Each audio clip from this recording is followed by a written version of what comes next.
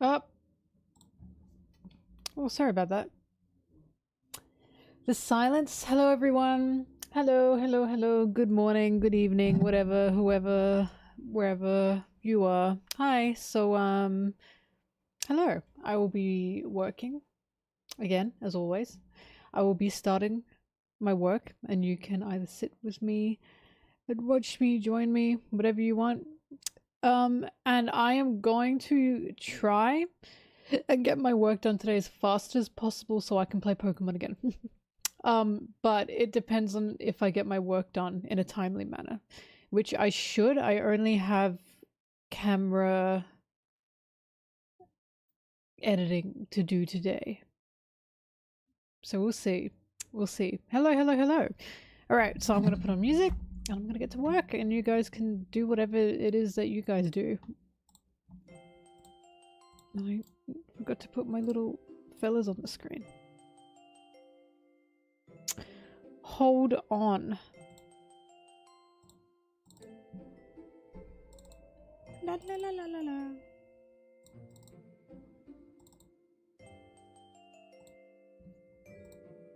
Sporting to you. Yeah, I saw Cynthia yesterday. She's even the thumbnail, which is pretty cool.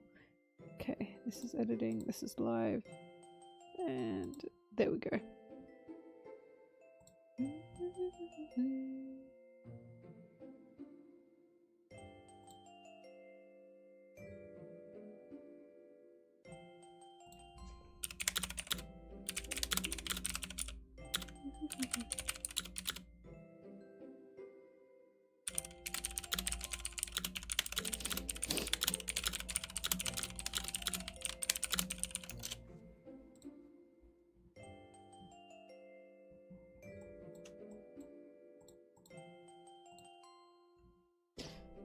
Hello. Okay. Oh, this is always so embarrassing.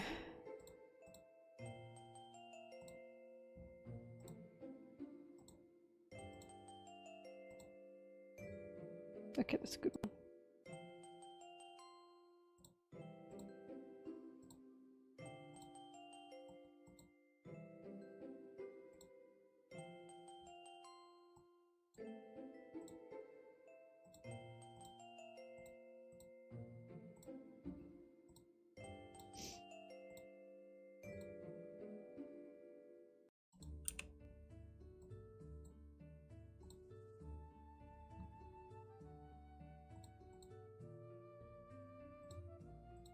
Ew, bitch.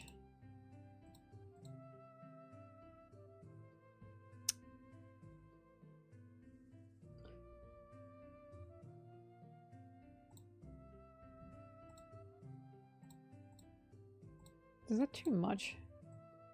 I think it might be too much.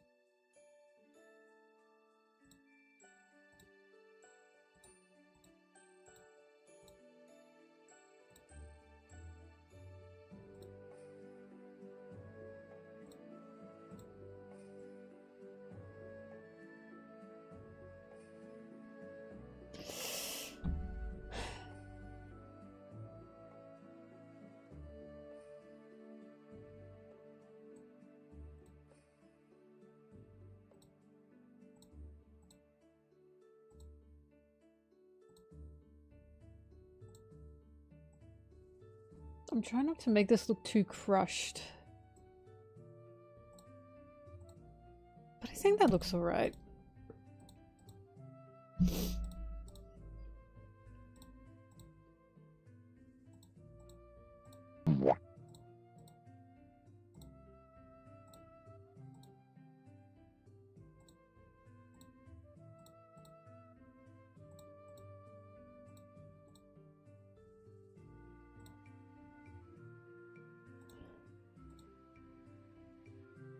Gosh, it's so grey without any filter.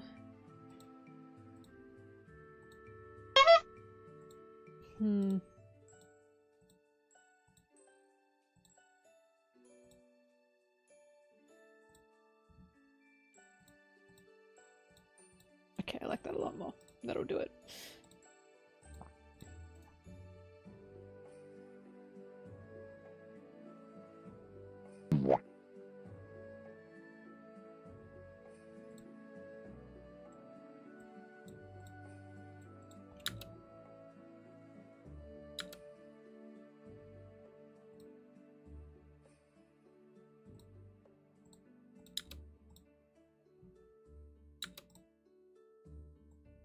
That's loud.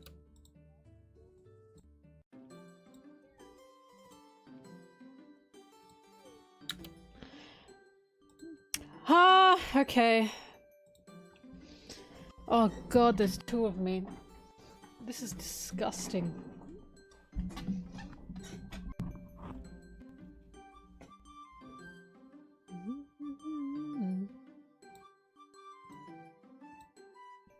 Oh, my eyebrows are really popping. Oh, that's fine. Hi, Foily.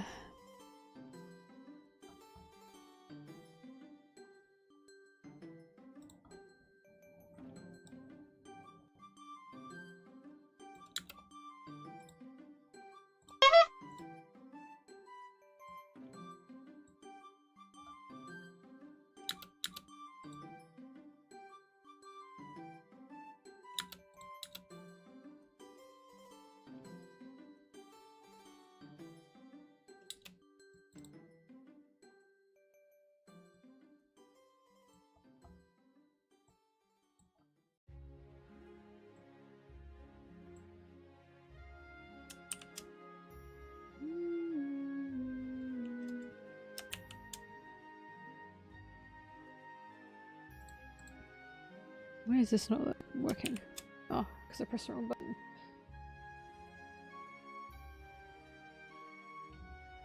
Hi, Crash.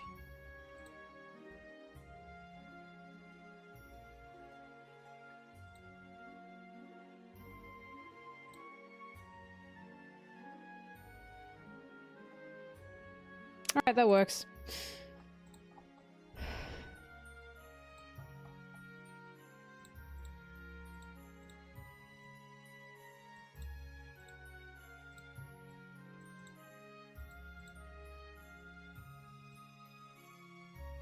I look stunned. Oh! Pov, I fucking grab you.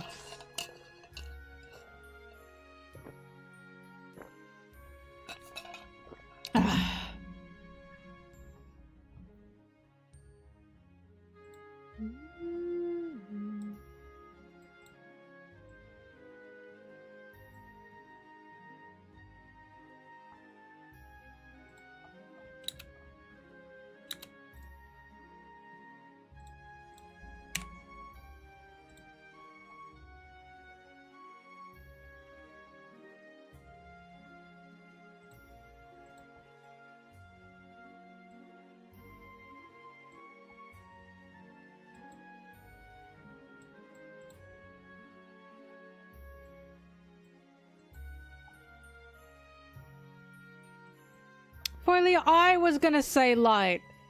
Piss off.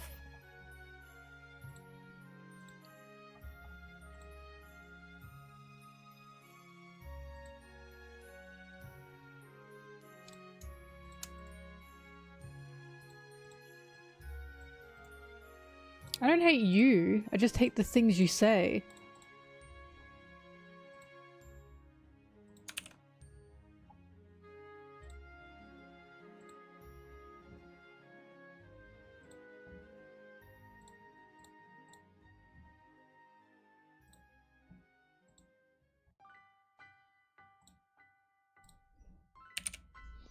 La la la la la la la la la la la la la la la la la la la la.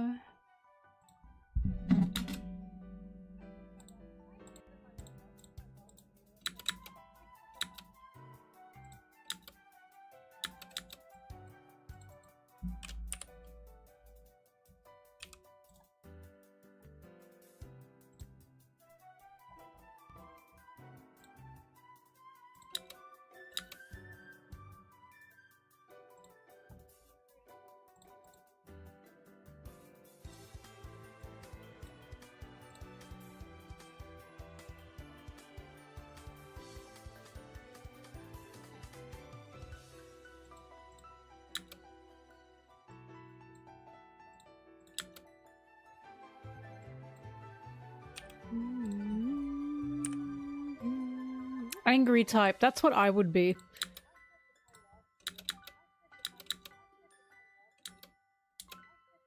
No, Foily, it's me! That's me! I'd be angry type. Get your own! I'd be angry fighting. Throw hands. Wouldn't I be angry normal or angry fairy? I'm a pink thing. I guess fighting types can be pink. Why am I generalizing? Maybe I'm poison, but I have a pink facade. I'm evil fairy.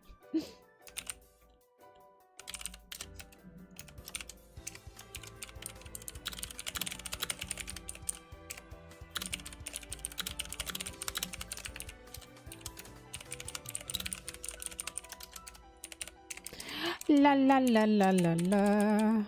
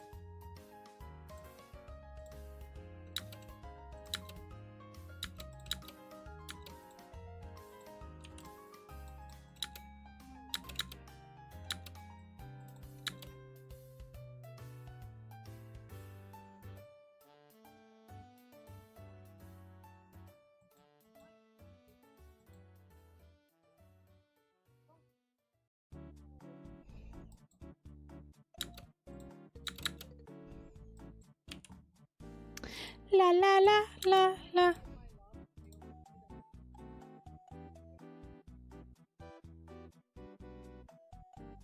La la.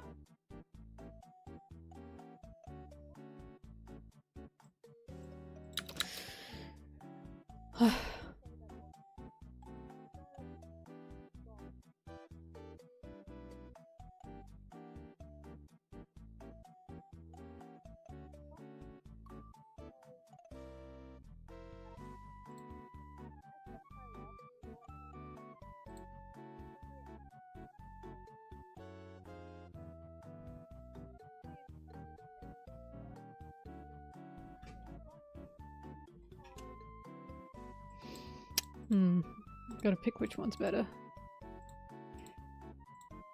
Pick this one.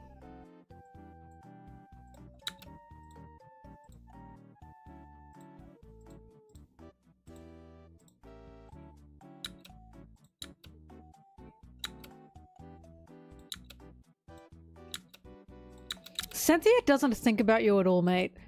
You're not even on her radar. She doesn't even know you exist. That I cannot believe you even said that. Cynthia, can you think about that, please? Cynthia. You think she thinks about you? Oh my god. Don't piss me off. You're on thin ice, Danny. You're on thin ice.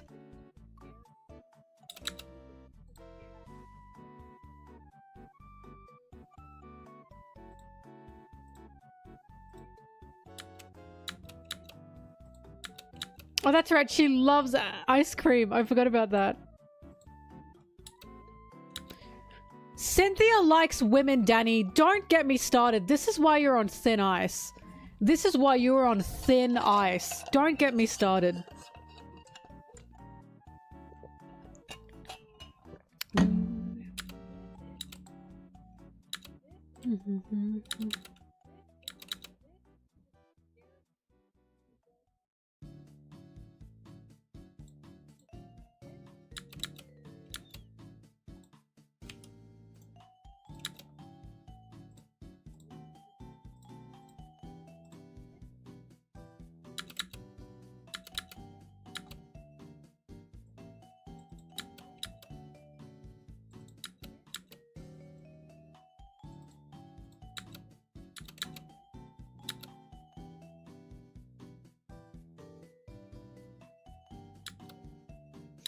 Danny, are you a girl? That's what I thought.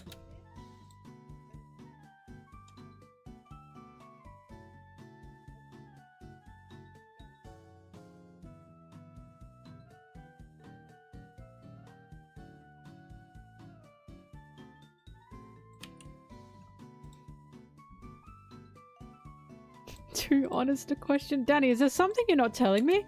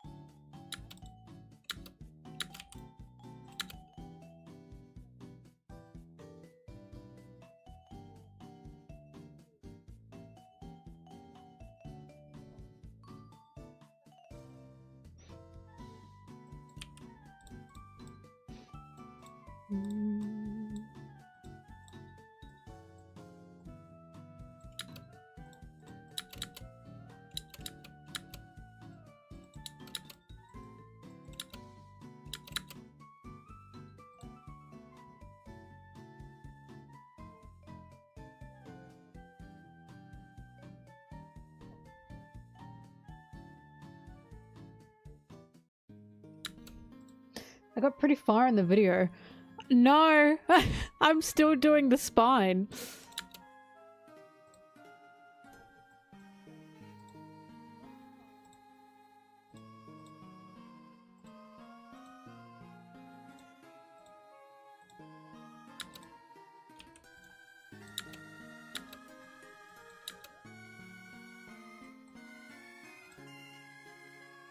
That's okay.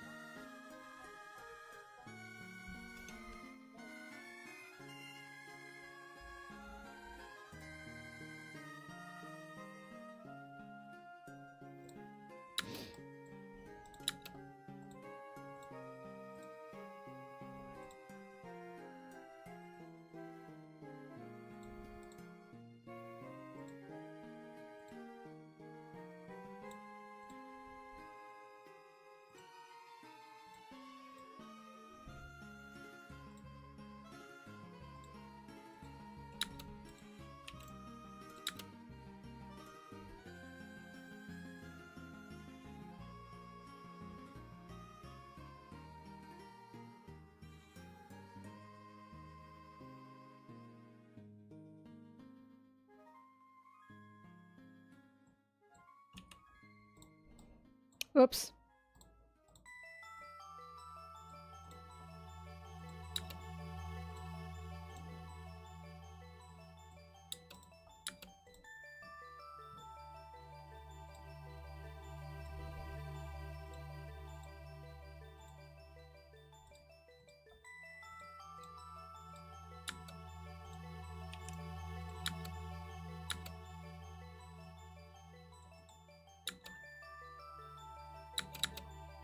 Salted caramel.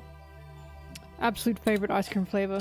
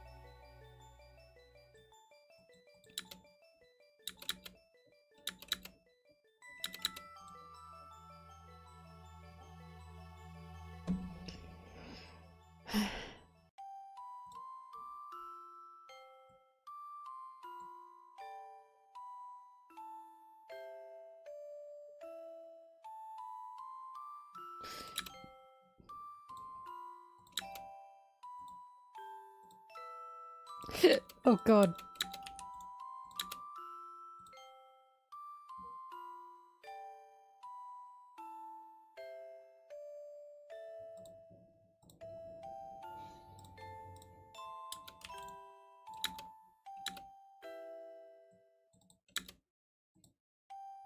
Hi, Votikun.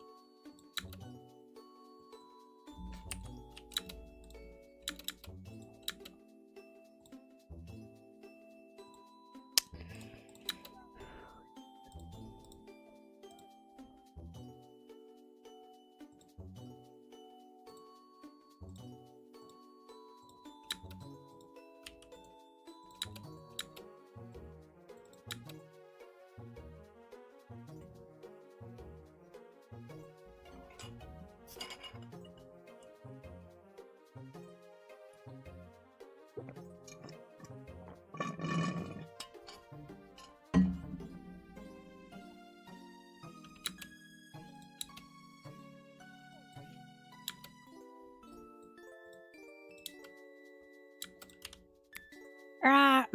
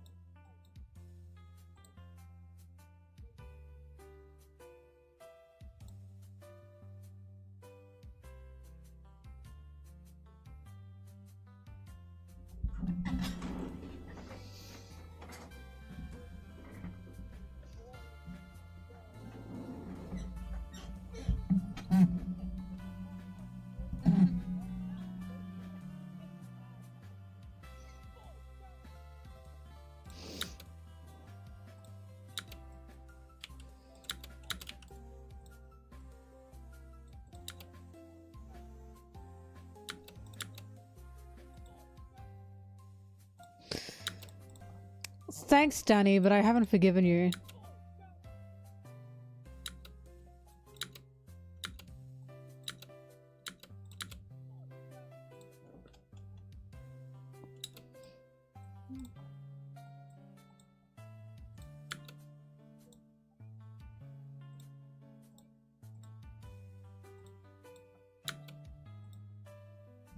No, not now.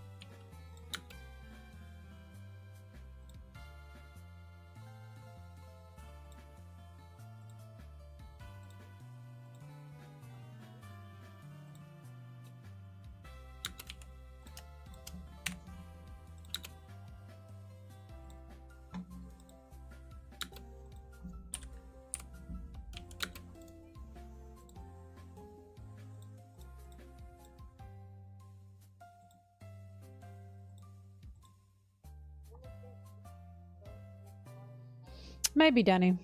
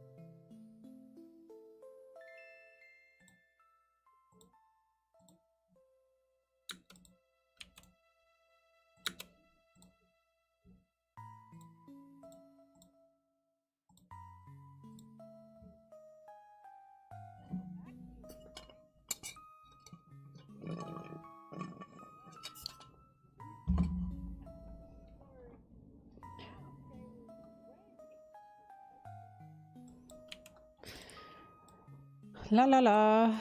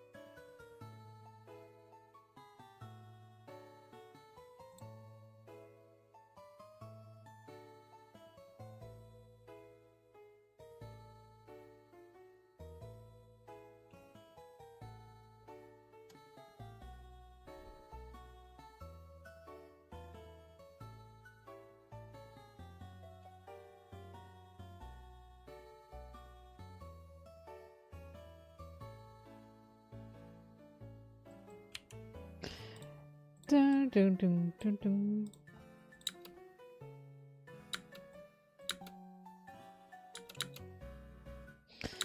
La la la. Oh. Okay, cool.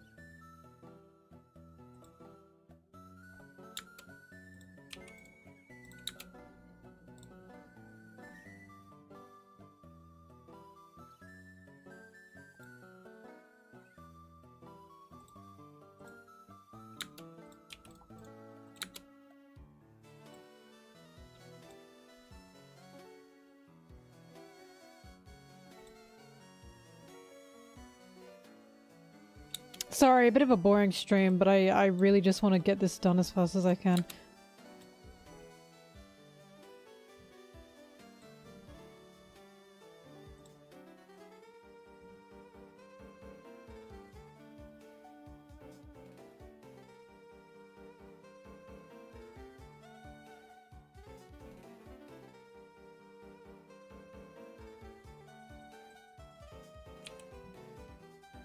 Right? I've been my toast, pink toast.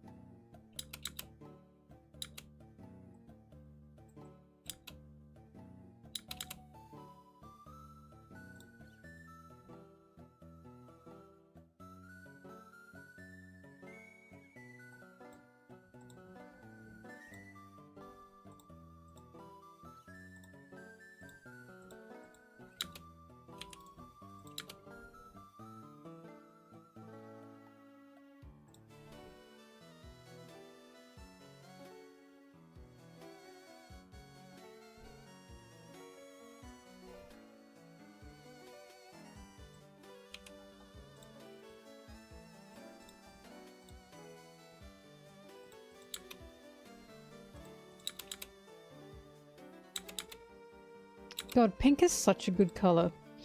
I'm not biased, by the way. Can you tell? Can you tell I clearly have no bias?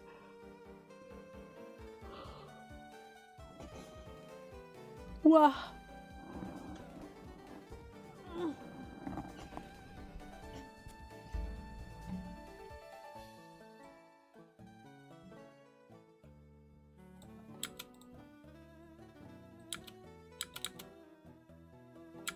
La la la la. La la la lo.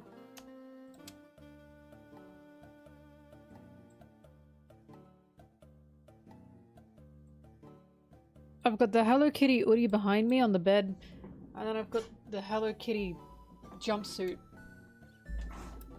Yeah. With the pants, but you can't really see the pants.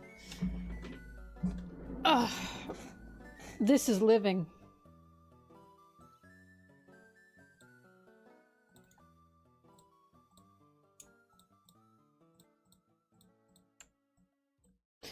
Now, I don't mean to be like a boomer, because you know how so many people are like, oh, children just don't have attention spans these days. It's not just children, it's everybody. Everyone is running out of attention spans.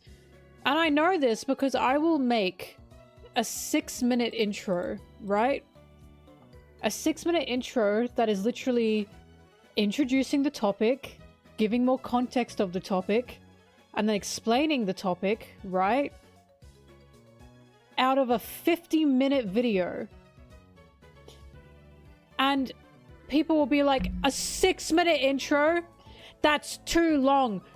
It's like a 50-minute video. It's a nearly hour-long video. And you can't stand an introduction for 6 minutes that is explaining what this is gonna be and giving further insight behind where my thoughts are coming from to make this video.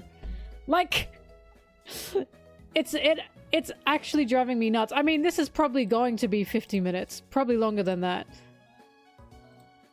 Definitely longer than that. Actually, we'll find out. No, 50. Not 50. 50. 50. Yeah, no, a 6-minute intro with a 15-minute video is dumb as hell. But a 6-minute intro with a nearly hour-long video, 6 minutes is nothing, mate! I actually need to add the 6-minute running game. It's also the fact that I've noticed this, because I was talking about this with Sarah. I was like, why is it introductions to videos are starting to, like, so many people like, it'll get to the point, and it's like, I feel like people don't know what an introduction is anymore. Because an introduction isn't just there to be fun and to waste time. An introduction is there to be the start of an essay. It literally is there to give further context and further, like, insight on who is writing this essay and where the thoughts are coming from to write this essay. And then you get into the meat and potatoes. That's the point of an introduction. And it's like, I think the art of essay writing is starting to fade. And it's like, this is what an introduction is. This is how you write an essay. You have an introduction, a body, and a conclusion. Like, what are you talking about? Give it now. Just get to the point. Get to the point. Oh my god. It's not an art anymore.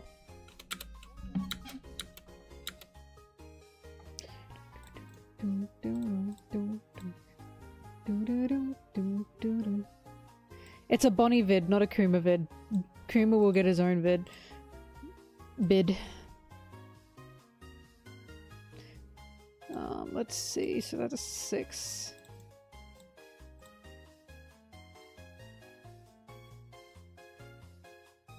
Put it at 8 minutes. That should do it.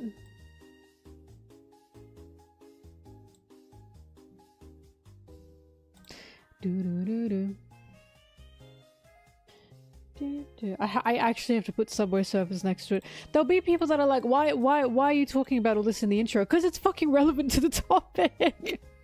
Like, in this intro, I'm talking about the trope of child characters. And why the trope of child characters is annoying as fuck. And then I go into how One Piece doesn't do that. Here are examples of One Piece, of how One Piece doesn't do that. And then we get to the best example, which is Bonney. And then from there, we talk about Bonney. Again, it's a background into what we will be going into and why I think Bonney is that good, or is this good. But I already know there's going to be people that are going to be like, why are you talking about this in the intro? Oh my god, shut up!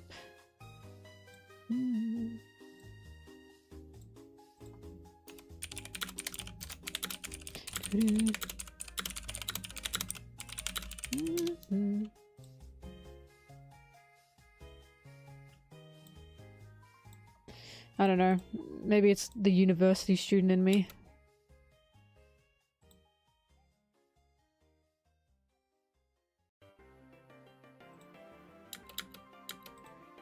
Well, I'll just never forget, because at the same time, people want you to get straight to the point, and they also want you to over-explain everything. And I'll never forget when Sarah was like, I hate listening to some YouTube videos because they explain things to me like I'm stupid. And they explain things to me like I need to know every single thing. And it's like, no, and she was like, I understand the insinuation of what they're saying. And I was like, Sarah, you do. But I guarantee you the reason they do that is because they get comments of people who are smartasses who think, ha, you didn't explain that. I'm gonna catch you there. Or why didn't you explain that? This doesn't make sense. And I've talked about this. You literally have to explain why the sky is blue. Or you have to explain that the sky is blue. Like, you have to say, by the way, the sky is blue. You can't just say the sky. You have to then say, also it's blue. And I know this because this has happened to me so many goddamn times where I have not explained every single inch of something. And then I get so many comments that are like, you didn't say that. And I was like, I thought that was implied. Oh my god, I thought that was implied. It's why if you watch a YouTube essay and you're like, why are they talking about this point so much?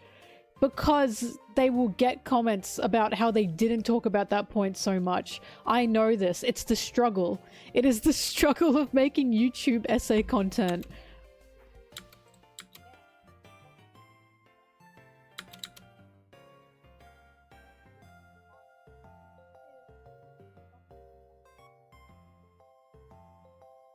Look, I do my goddamn best.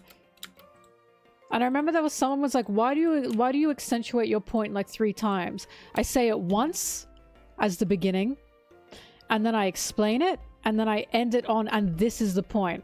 And that's why I say it 3 times. You say it 3 times and it gets into someone's head. That's a lesson. That's the rule. Have you ever, like, that's a teaching rule. If you say it 3 times, or if you explain it over the course of 3 times, it sticks. That's the point. If I say it once, especially in the length of my videos, it's going to be forgotten, or people will not remember that. And it's so annoying, especially when it's an important point that they have to remember, i.e. Sanji is self-sacrificial, or self-sacrificing. When I was talking about my Sanji and my Sanji video, I said that 3 different times, that Sanji is self-sacrificing. Because I have to, because otherwise people will either forget I even said that, or they will be like, how does this correlate to Sanji being self-sacrificing? Oh my god, it's an art, guys. It's an art form. And it drives me nuts. But it's important. Teaching 101. Sorry, I just remembered some of the comments that I get. What?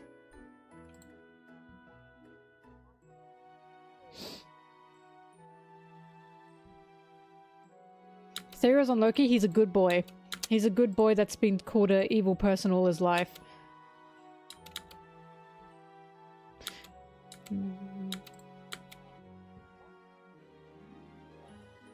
Well, I'm glad you've never felt me being repetitive.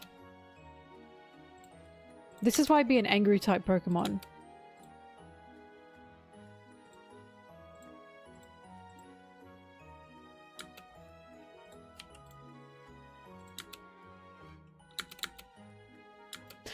Getting comma, I seriously want YouTube to implement a timestamp for when people comment. I need that. I'm desperate for that. They have it on Japanese social media sites and Chinese social media sites. They literally have comment timestamp. It is so useful because it quite literally lets you know if this person has just paused the video, I've stopped watching the video just to be a smartass, and hasn't waited to see if you will actually touch on what they think you won't touch on, which you do usually most of the time. Like, a YouTube timestamp comment or timestamping comments would be so fucking useful, because the amount of people that have been like, I've watched so many videos where at the end of the video they say, if you've watched the whole video, can you please comment like pineapple? So I know that you've actually watched the whole video, so I can actually read your comments with a sense of, like, you're not just trying to be a smartass. Like, you've actually listened to my points, and now you would like to talk about it. Like, how shocking is that? Because I get that too. I get people who are smartasses, and they think I'm not about to cover something that I cover in the video, and it's like, I will find you. I will find you.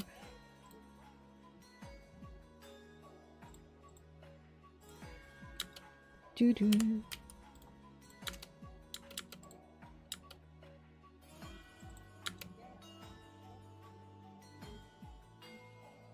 I'm always proud of the Sanji love.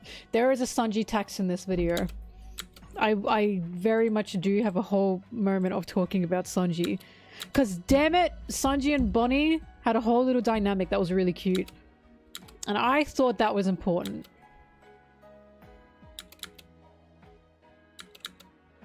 Look, the funniest comments I will get is comments on like a Zoro video. Like, I'll never forget when I made my Zoro video and someone was like, this is just a stupid biased video where you talked about Sanji and Zoro's dynamic and what that means to Zoro, and you didn't talk about Luffy's dynamic with Zoro and the captain. And it's like, the first Zoro video I made, and I was like, I did talk about Zoro and Luffy's dynamic, but I think you're just mad because the video covers, by the way, this crewmate's important to Zoro too, and this moment kind of changed him, which was Thriller Bark. And this scene was also important regarding these characters. And it just upset some people that, like, that was talked about in that way. Because I've always said the moment with, like, in Thriller Bark, right? There's so many arguments of, like, what that moment is. On whether that's a Zoro-Luffy moment, or a Zoro-Sanji moment, or a Sanji-Luffy moment, or whatever. It's all fucking three of them. It's all three of them. But I will argue that the weight is a lot more put on Zoro and Sanji in that moment, because that moment affected Zoro and Sanji's dynamic the most, because it was a secret that they had to keep.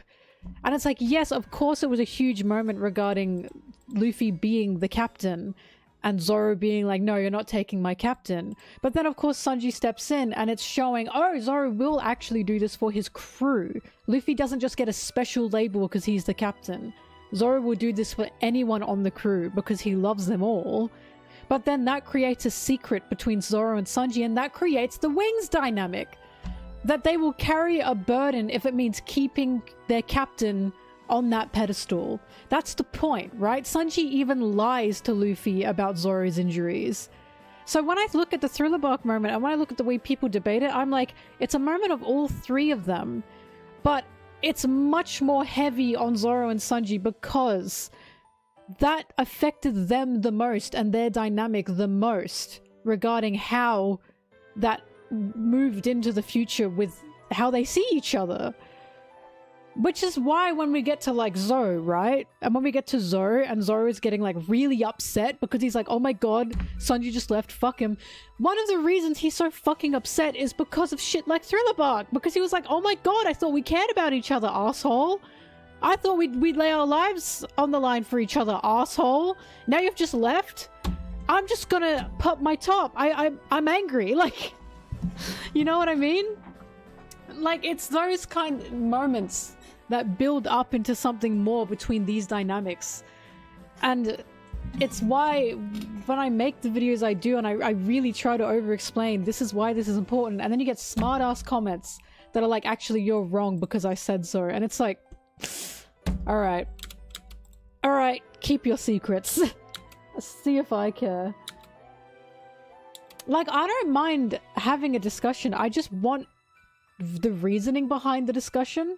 Some people just say just because, and it's like, if you can't even back up what you're trying to say to me, why are you thinking that you are correct just because I feel it? Like, it's just ridiculous. Oh, what is the Sanji tax? Okay, Sanji tax is a new thing. Someone in the stream once said the Sanji tax, and it has now stuck with me for the rest of my life. The Sanji tax originated because, as I was thinking about all the arcs, I was like, there's always a Sanji tax. And I was like, am I being biased? And then when we were discussing it, we were like, wait, there is a Sanji tax. For example, with the Baratier, right? That was the beginning of it. All the crewmates, all the Straw Hats left except for Luffy. And Luffy got a whole arc with Sanji that was just him and Sanji by themselves, which is crazy to consider. And I was like, that's the beginning of the Sanji tax. And then after that, we get to Alabasta, and the Sanji tax was Mr. Prince. the Sanji tax must be paid. Skypiea had a lesser of a Sanji tax, but it still had Sanji and Luffy paired off, which is crazy because of course Luffy is the main character, he's the captain, and you have the give me a light scene or whatever. Less of a Sanji tax in Skypiea, I'll admit that. And then you get to Water 7, the train scene. Sanji gets a whole cool scene all to himself on the train. The Sanji tax has been paid. After that, you get to Thriller Bark, and Thriller Bark had not only the Kuma scene between Zoro, Luffy, and Sanji, but it also had Sanji being like not known because of his poster as well. And when Luffy wakes up as a zombie in Or's body, the first thing he yells is Sanji! Sanji food! That's like a core of Luffy's being, Sanji food. Less so, but I was like, once again, oh, and of course having to keep the secret. And Brook is like to Sanji, wow, I saw what you did. You guys are so close. And Sanji's like, oh, it's nothing. Once again, the Sanji tax has been paid. After that, we get to Sabaody. Duval! Duval! The whole fucking thing at the beginning of Sabaody was Sanji and Duval. The Sanji tax has been paid yet again. And then after that, Marineford. What could put Marineford and Impel Down? What could possibly be the Sanji tax in Marineford and Impel Down? The fucking person that Luffy runs into, that is like a huge reason for Luffy even got out of Impel Down and why Luffy survived, was Ivankov. Now, who was Sanji's mentor over the 2-year time skip? It was fucking Ivankov. Sanji directly had a link to Luffy's saving in Marineford and an Impel Down because of his connection with Ivankov. They even had the whole talk of like, oh, you're on Straw Hat's crew, I don't believe you.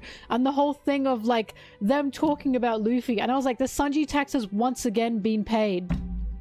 Fishman Island had what was it in Fishman Island?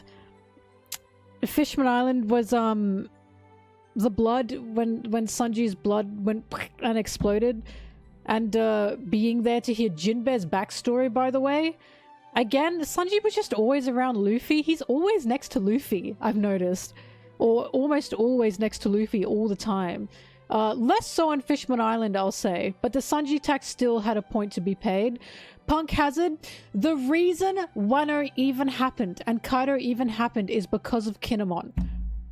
Because of Kinemon and Momonosuke. Now, who the fuck picked up Kinemon? Who picked up Kinemon and was like, okay, I will be the one to protect Kinemon. I will be the one to bring Kinemon along with us. That was Sanji.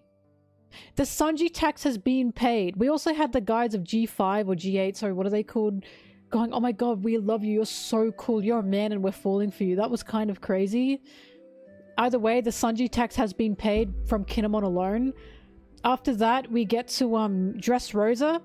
Sanji, for some reason, goes fucking hand to hand with Doffy. I don't know why, but not only did Sanji get a moment fighting Doffy, which again, that's crazy. He's the one that got Viola on their side as well. Thrash, it's in the pin. You can't see it, dum-dum. Oh, where's the pin? Oh, never mind. Sorry, I'll pin it. You can't see it. Anyway, Sanji was not only the one that figured out what was going on with Doffy because Viola, he got Viola on their side, but he went fucking hand to hand with Doffy. And then he had a fight with Doffy, and then Big Mom's Pirates came into the play, and then he said to Luffy, I'm gonna take off. And Luffy was like, you do what you need to do, Sanji. The Sanji tax has been paid. Then we get to Zoro and Whole Cake Island. That whole fucking arc is the Sanji tax. That is nothing but the Sanji tax. The Sanji tax was crazy. We can all agree that was nothing but the Sanji tax. Right? We get to Wano.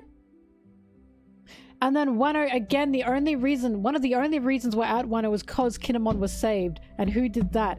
And then we also have Sanji's moment with Queen as well. Right? The whole thing with his mutation and his family. He gets a whole moment there. And Zoro, you're gonna have to kill me. He also wakes up when Gear 5 happens, which again, I'm not understanding why that exactly happened, but Gear 5 happened and Sanji was the only person to actually wake up after being passed out and yelling, Luffy? And I was like, okay, the Sanji tax has been paid again. Egghead was, again, the Sanji tax was crazy. He hit through 3 elders. He took out a Kizaru light beam. Bonney was like, wow, Sanji's so cool. Even though she saw Zoro and Sanji in Thriller Bark. And she decided only Sanji's the cool one from that. The Sanji tax has been paid. So this is the Sanji tax. We have discovered throughout all the arcs there is a Sanji tax. There seems to always be just a cool or crazy Sanji moment, or a big Sanji moment. There's always a Sanji tax.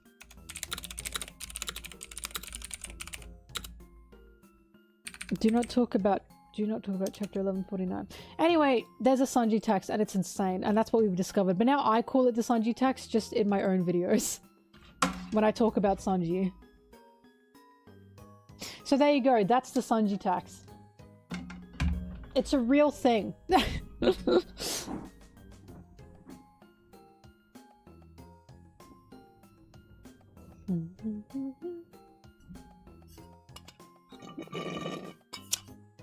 Sanji tax and Elbaf, it's gonna be more mutation stuff. I feel it in my bones. But yeah. So it doesn't sound that crazy when I mention it, right? The fact that Sanji even went to the underworld to see Loki is crazy to me. Because I was like... He has like kind of currently no reason to really be here. He just is there. Yeah, the Sanji tax is real.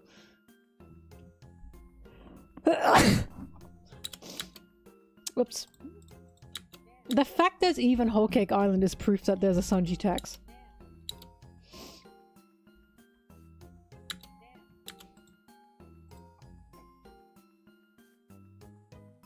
Is there a Zoro tax?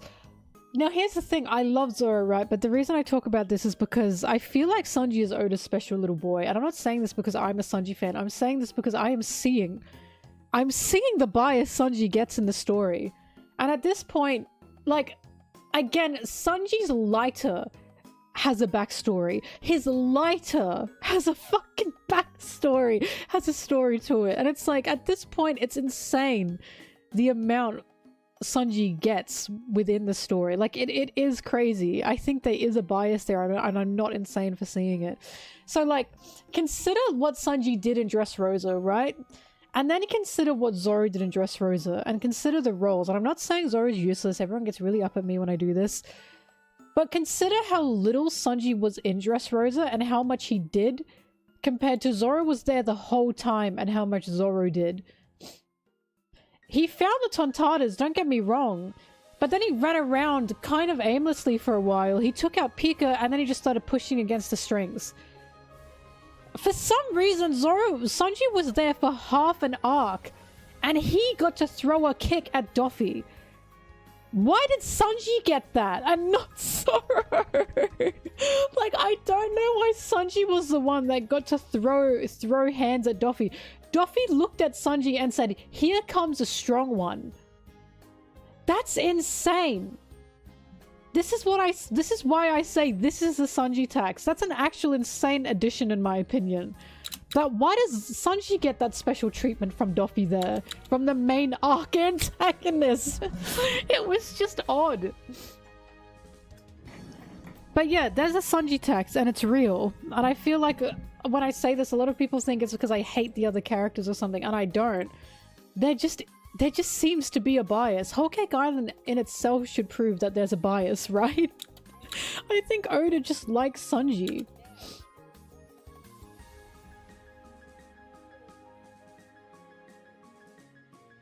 The Zoro taxes is huge honkers.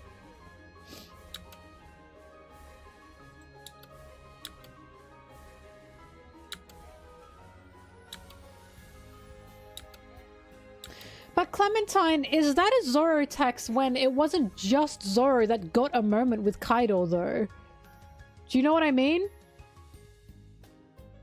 Kaido had a few people take a swing at him. Like, it wasn't just Zoro on the rooftop with Kaido. There was a few people.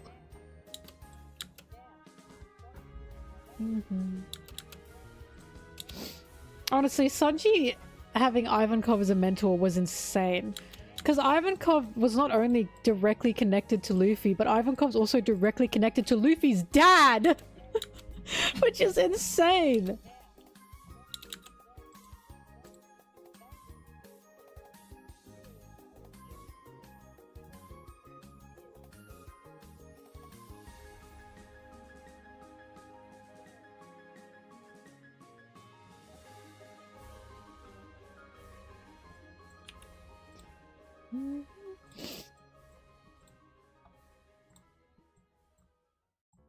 But yeah, look, if you think the other characters have attacks, I'll believe it. But I've simply seen that for some reason Sanji gets some special treatment. And again, it's not crazy to say that when he got a whole cake island.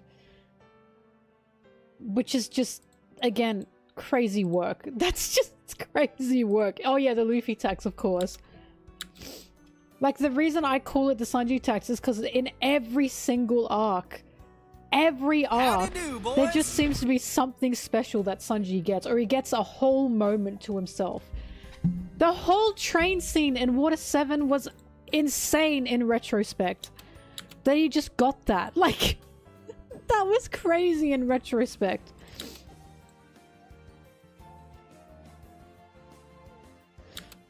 Like, when Zoro was having his moment in Thriller Bark with Kuma and Sanji stepped in, I was like, oh, fucking course it's Sanji that steps in. Of course it's Sanji that steps in. Of course the person that saved Luffy's life in Impel Down is Sanji's mentor. What am I supposed to expect here?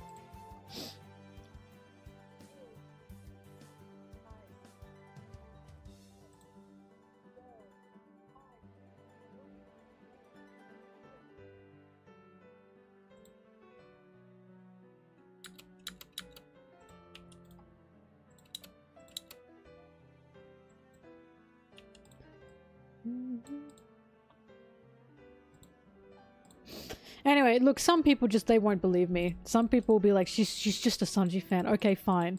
But I'll say it again, Sanji's whole lighter has a backstory. His lighter! His lighter has a backstory! Like, it's just not crazy at this point.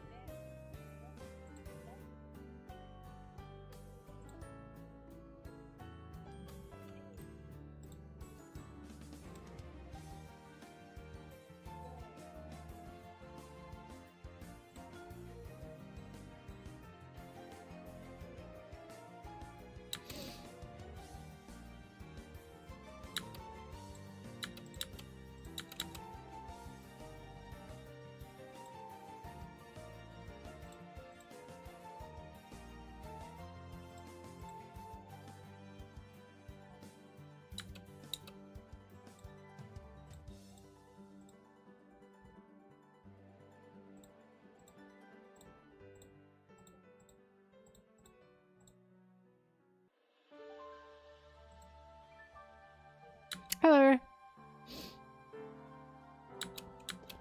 Sanji didn't just get a moment in Egghead. He had a few moments in Egghead. I just could not believe how much his ass was working.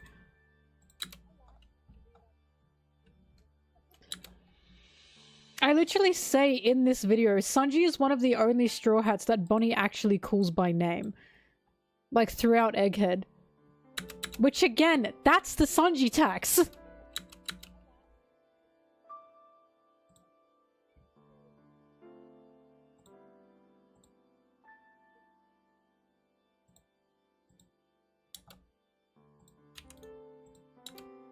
Like, again...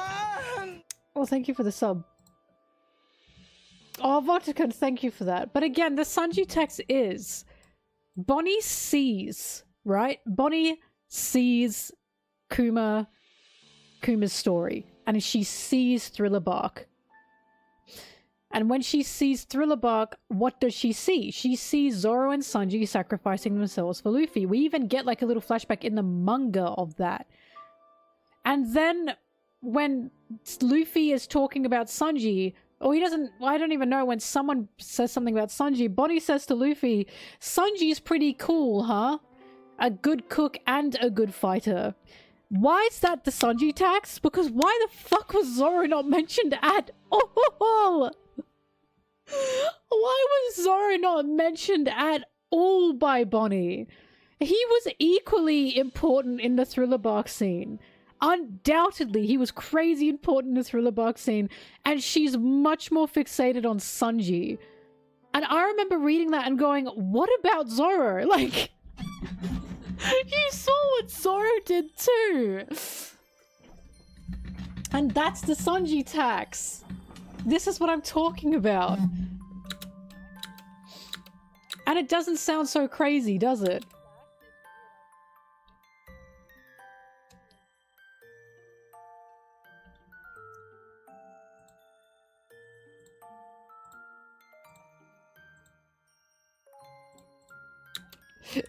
Eh. Eh.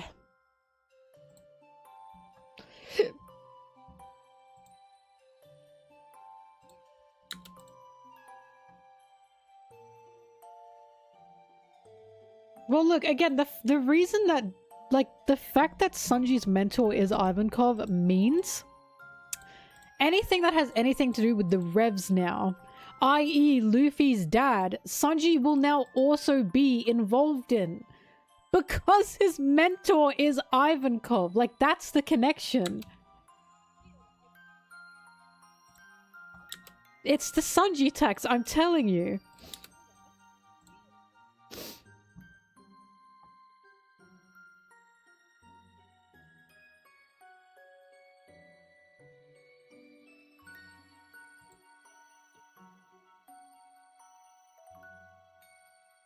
At this point, I'm expecting that, like, Shanks met Sanji on the sea or something when Shanks was a kid. Just for the Sanji tax to be paid.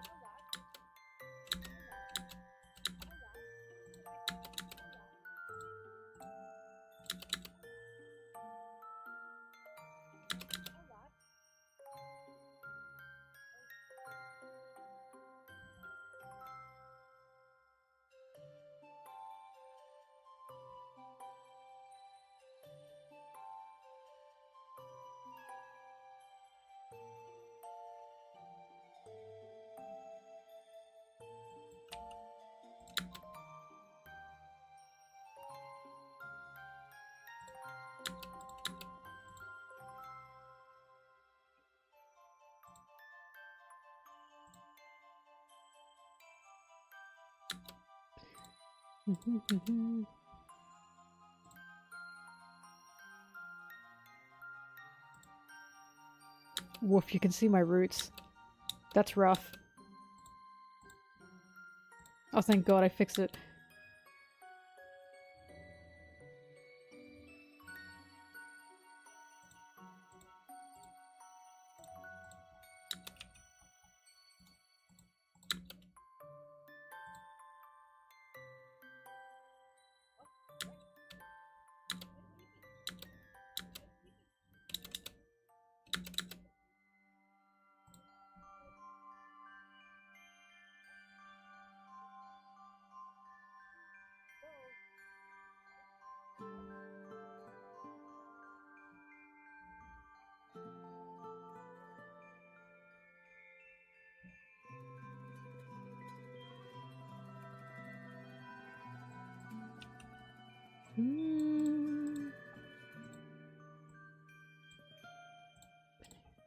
Do.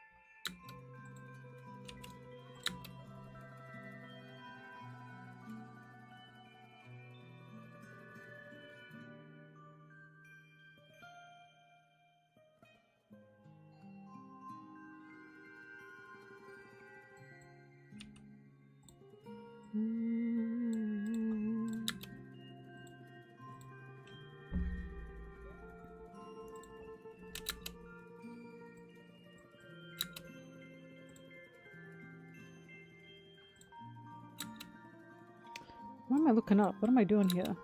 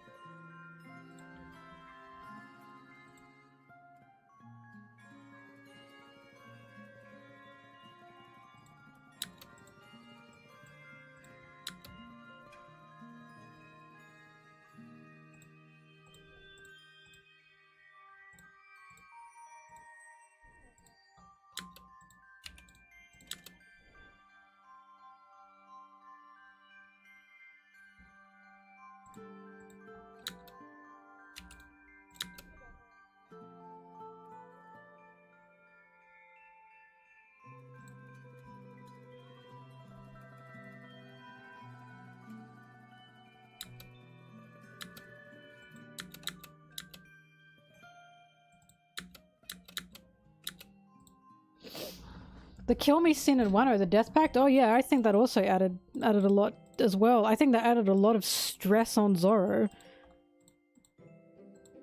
Because, I've talked about this, but, like, I've always thought one of the reasons that Sanji went to Zoro for that is because, one, they're the wings. As always, the wings is a very important dynamic. And because they are the wings, they will rely on each other for a lot. But the other thing is, Zoro keeps his promises. That's his whole thing. When he makes a promise, he keeps a promise. He's very, very, very big on that. Because what's his dream centered around? It's centered around a promise. And Sanji knows that. So I always saw it as one of the reasons Sanji even went to Zoro for that is because he knows Zoro will keep a promise. But then that puts Zoro in a corner. The two things he'll never want to do is put any of his crewmates in danger or lose someone, right? I.e. his crewmates and break a promise. His promise is centered around losing a loved one, mainly. So now he's stuck on a promise that means losing a loved one. And I always thought this is a perfect setup to make Zoro hit a wall. And I've always also thought this is why now, since Wano, he just seems incredibly on edge. There's like multiple reasons for why Zoro's currently on edge, but he's just been a lot more rough lately. Or he's been a lot more off lately. Egghead proved that to me, and now Elbaf is proving that to me even more. That it feels like something's not right. And I think what happened with him and Wano and the Death Pact, thank you by the way for the sub, just is something that is putting even more pressure on him. Like, I genuinely think Zoro has like the weight of the world on his shoulders. He carries a lot. And I think now it's starting to be too much. And now he's starting to just it's starting to topple, I think, personally. That's what I see from Zoro. I see a snowball that is rolling, and it's starting to get dangerously big and out of control. But, this is why when it came to Egghead and when he was fighting Lucci and he couldn't seem to take out Lucci, or he couldn't properly take on Lucci. And again, every time people say, oh, he was in control of the flight, blah, blah, blah, they're coping. No, he wasn't. Again, why would he have fun with Lucci in a situation like that? It was an incredibly dangerous situation and he knew it. So I always saw when he wasn't able to take on Lucci, or he was struggling against Lucci, who's the one that whipped him into shape? It was Sanji. So he heard Sanji say he's a liability. And that really fucks Zoro up, because that's the last thing he ever wants to be. He sees himself as a protector, especially of the crew.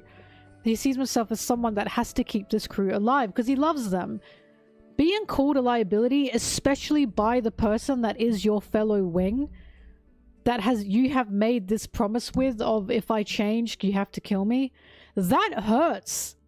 That really hurts, and that's probably why Zoro locked the fuck in. Because he has to be anything but a liability.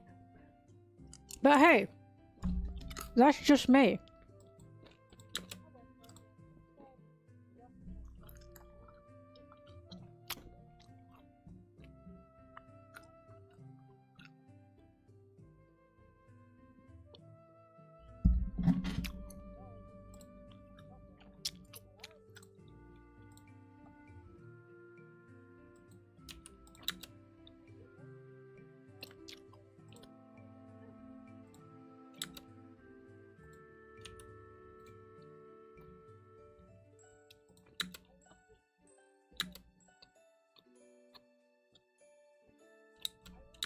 Well, he's trying to emulate Mihawk, and the issue is Mihawk is fucking lonely.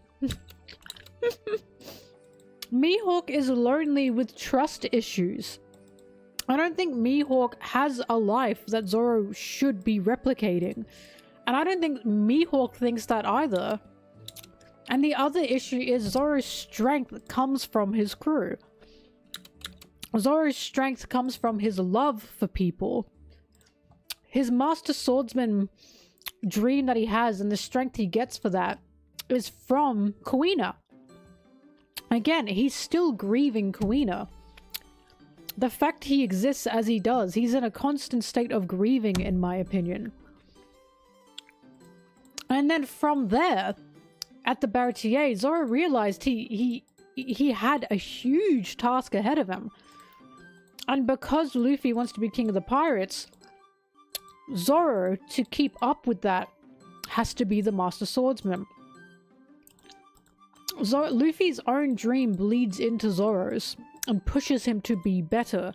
And the crew as a whole push him to be better because he wants to protect them. Zoro has to be strong if people stay alive. For people to stay alive, Zoro needs to be strong. He fucking refuses to lose anyone because losing people is, surprise, surprise, traumatizing. Losing people that he loves is absolutely traumatizing to Zoro. He is horrified of that. I honestly think that is his biggest fear.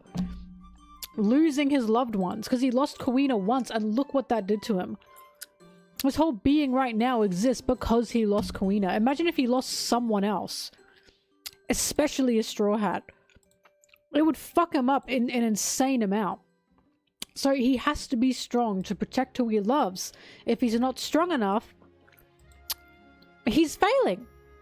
At least that's how he sees it. And then he panics. Then he gets called a liability. And then he suddenly absolutely panics. If he gets called a liability, he thinks he's failing. Because he should be the one protecting the others. The others should not be the one protecting him. But of course, this is where I talk about Zoro should not be thinking like that. Zoro shouldn't have the pressure of the fucking world on his shoulders. He should be sharing that with his crew. He shouldn't have to be the sole protector. He should be allowed to rely on his crew. But the more he falls into this, no, I have to silently take all this on, the more he spirals. Because it's a lot of fucking pressure.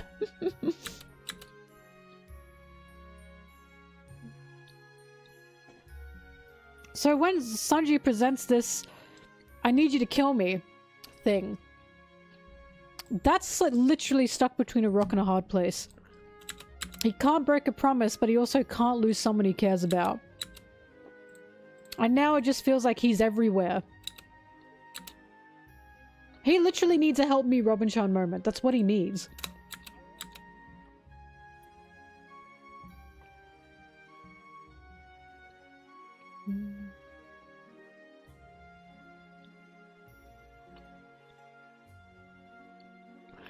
But yeah, when I look at Mihawk and I look at Zoro, and I look at Zoro trying to emulate Mihawk, it just makes me sad. Because, again, Mihawk is not... his life is not a goal to be achieved. He sits on a lonely throne. And I think Mihawk thinks the same thing. Especially when Zoro's strength comes from who he cares about. It comes from loving people. He wouldn't be where he is if he didn't have the Straw Hats. Point blank. Because, again, I've talked about this. When he made that thing, that promise with Luffy before the Baratier, which was, if you get in the way of my goal, I'll kill you. He said that because, again, this is a lonely road that he's walking, and Kuina, and his promise with Kuina is the thing that matters the most. But then he faces Mihawk, and he cannot compete. And as Mihawk slices him, he lets go of Wado. There's an indication there that he gave up. He was fully expecting to die there. He was fully expecting for Mihawk to kill him there. And as he got sliced, he let go of Wado. He's quite literally letting go, which is sad, right?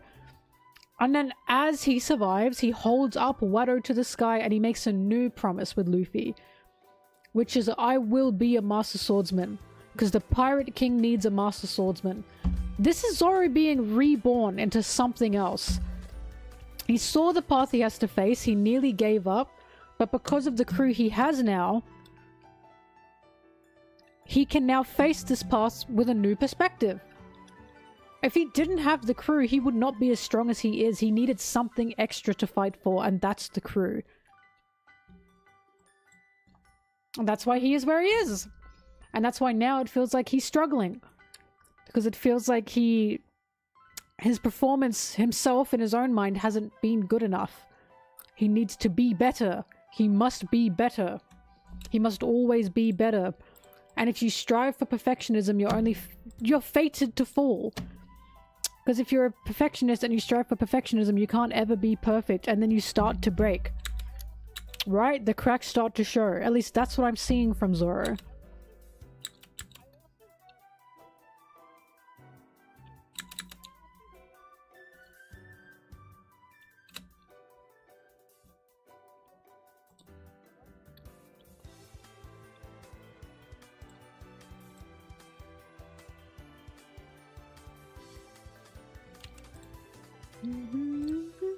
But yeah, Zoro's a big strong man and I'm making things up, and Zoro doesn't have emotions or feelings.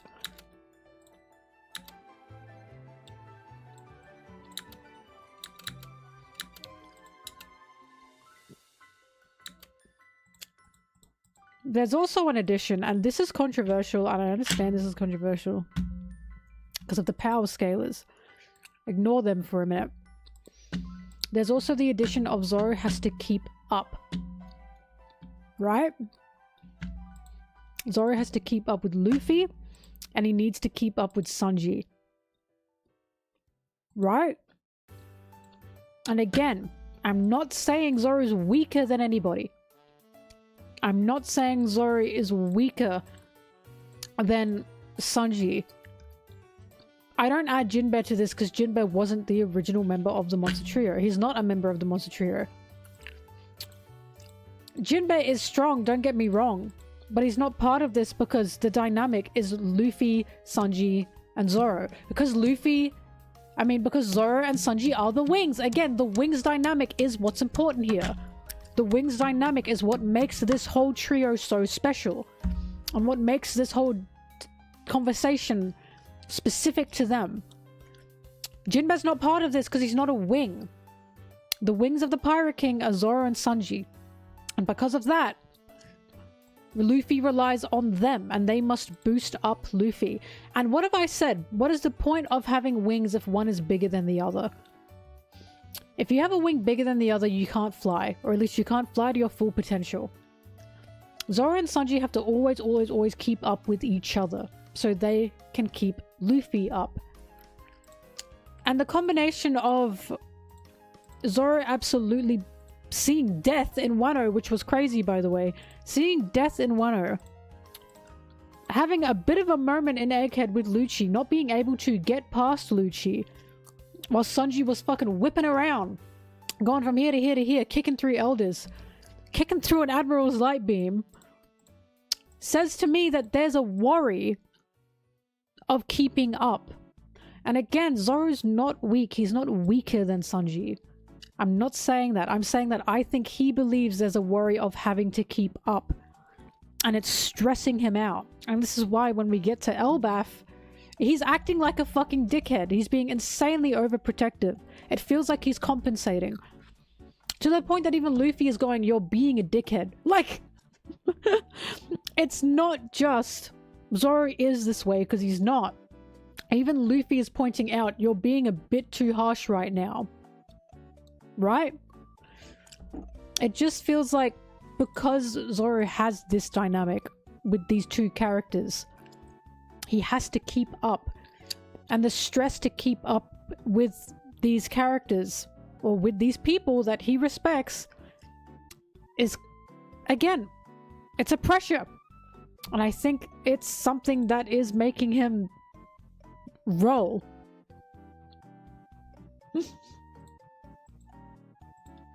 Zoro should have kicked Loki more. What the fuck did Loki do to him? Like, we even see it when he's hunting with Sanji.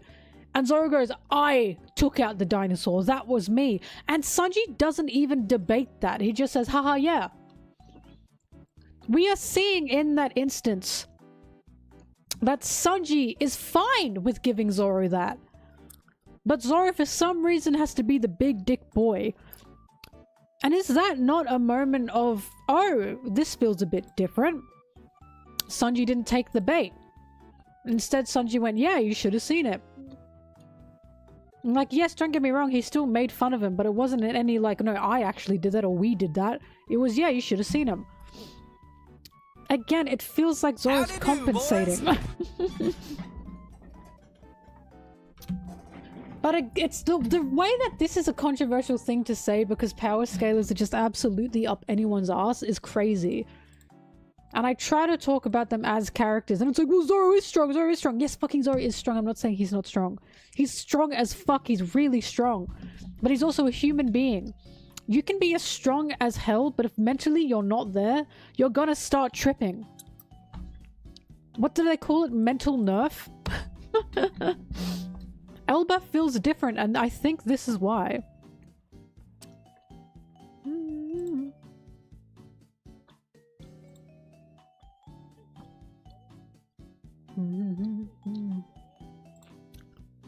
Sanji can beat King.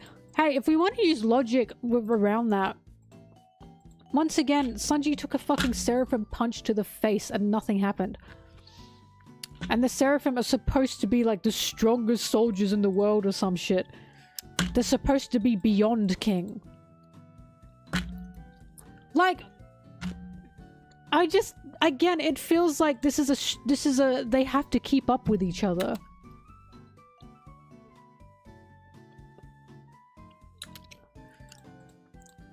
No, well, again, Jinbe is important, but again, he's not part of this conversation. Because I'm talking about the Wings and the Pirate King. And the Wings are Zoro and Sanji, and the Pirate King is Luffy. Like, thriller bark between Zoro and Sanji was there for a reason. That was a moment between those two plus Luffy for a reason. That is a secret that Zoro and Sanji keep for a reason. But again, I'm not, this is why I never ever ever talk in power scaling terms, because I'm not over there.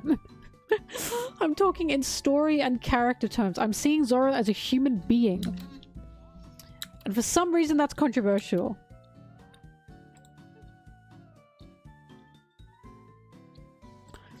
Because if you think about the position Zoro is in, that is so fucking stressful. The majority of us would not be able to handle that. I couldn't handle that, having the lives of so many people on my back. That if one wrong move I caused could kill people, that would be it. I would not be able to handle that. He's got an insane pressure on him. Plus boosting up the captain.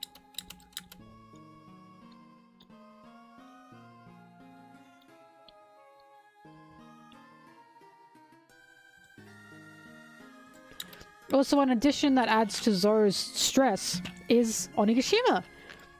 Where Zoro got taken out by Kaido. Because yes, he did. Again, why is that controversial? That would have fucked him up. That happened, by the way. He got taken out by Kaido to the point he couldn't move. That he was quite literally immobile through part of the war in Onigashima. He had to be carried around and protected. And then as Sanji has to deal with King and Queen, he is yelling, Zoro, get up. Think about that from Zoro's perspective. Would that not upset you? If you were Zoro, would you not feel bad about that? As in, would you not think that you were not performing well enough? Think about being in Zoro's position there. I would be so frustrated at myself if that happened. And again, Zoro did fucking crazy work. He did insane work. He shouldn't feel frustrated. But he does feel frustrated at that.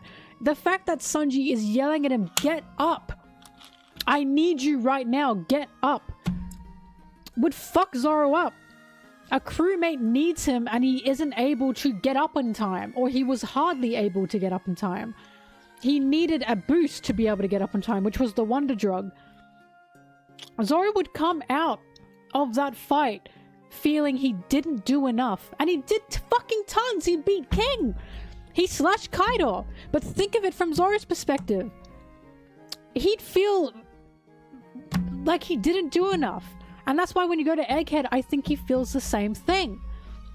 I think he did great work in Egghead, but I think that he thinks he didn't.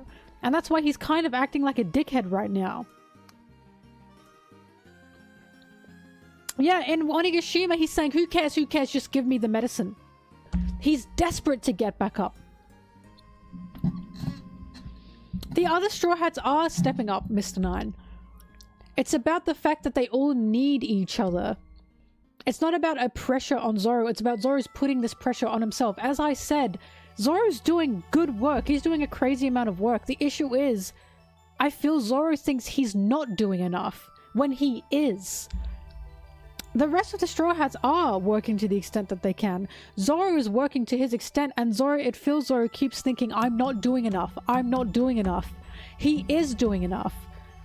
But because he thinks he has to do more every time, he's going to keep adding weights. And then he's eventually going to fall. Because you can't keep adding weights onto yourself. You are going to crumble. Now we're arguing about how it feels like... I think Zoro does a good job. I think everyone thinks... Like, here's the thing. The reason Zoro has this pressure... Like... Sanji is yelling at Zoro to get up, not because he's frustrated, but because he knows Zoro is important. Zoro is so important to the crew. Zoro on the battlefield is a lifesaver. You know?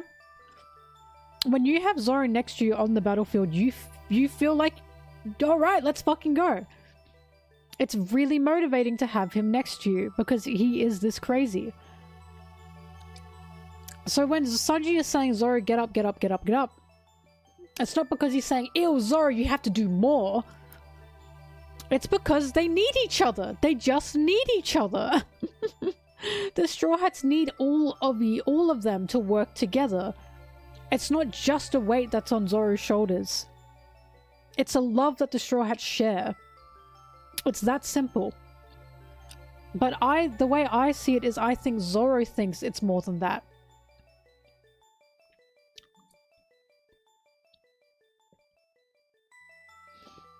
The fight with Lucci is him toppling. That's what I'm saying. So he's just seen death, right? And he now knows if he makes a mistake, it's not just him in jeopardy, it's the crew in jeopardy. Again, think of Onigashima. Because he got fucked up by Kaido on the rooftop, he wasn't able to get up in a timely manner for the fight with Queen and King. He did, by the way, but he needed a boost. So here's what I think has happened.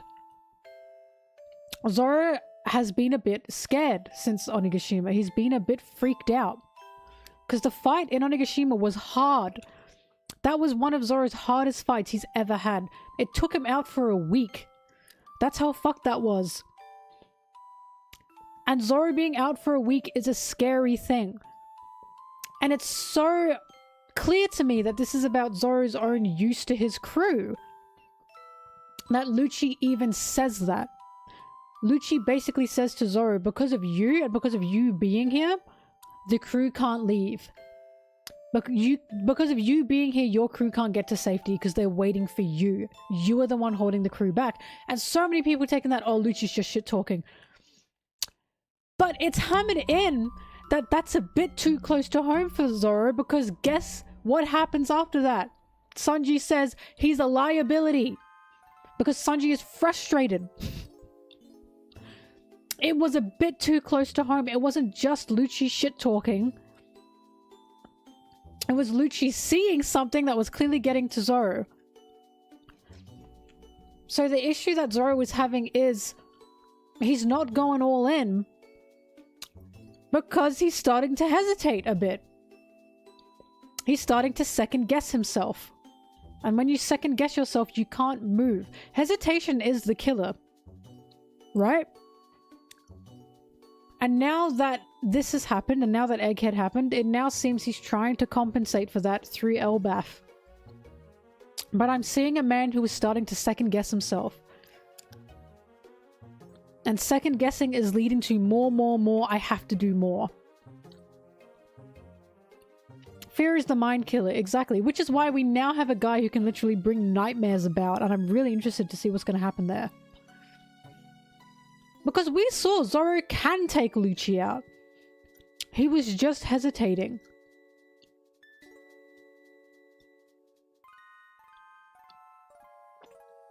Right?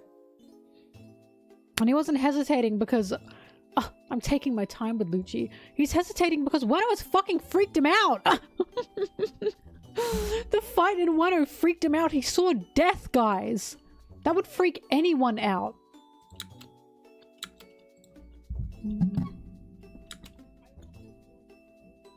Like, I just feel like there's not an understanding that Onigashima was a very tough fight. It was incredibly tough.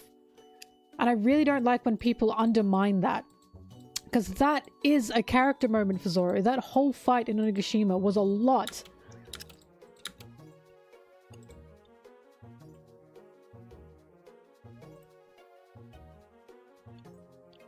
But are you Sasuke?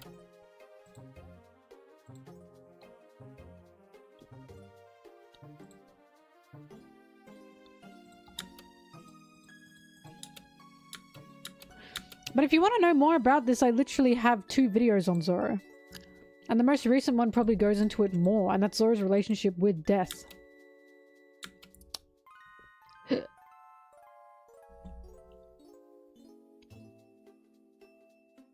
Well, I mean, the funniest part of the Zoro Lucci thing is Zoro also was not the one that finished that off. That was Jinbe.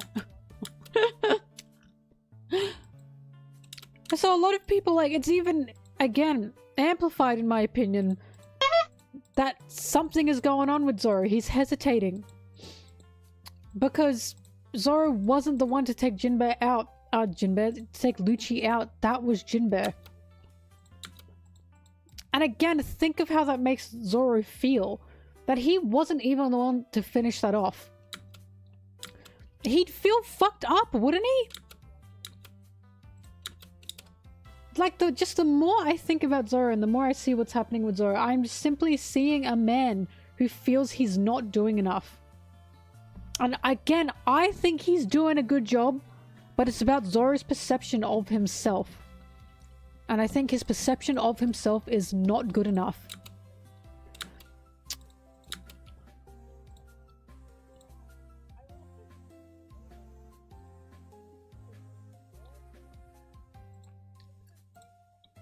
Like, guys, if you go through a battle like Onigashima, you get absolutely fucked by the big bad. You're incapacitated for a bit of the war. You get back up and then you're taken out for a week. And then you see death. Your mental state is going to be cooked. Combined with the fact your crewmate said to you, by the way, can you kill me if something happens to me? Zoro is fighting fucking demons right now. The demons he is fighting are insane. Insane! Think of Zoro as a human being, and you'll see where I'm coming from.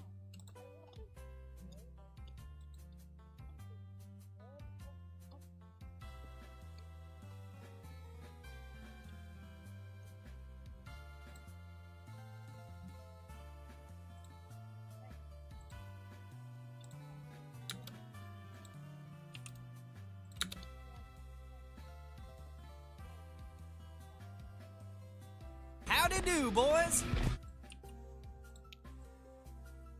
How to do.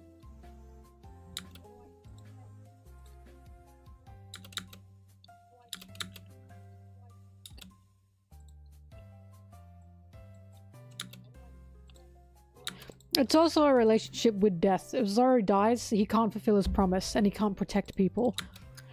I do truly think that Zoro sees death as failure.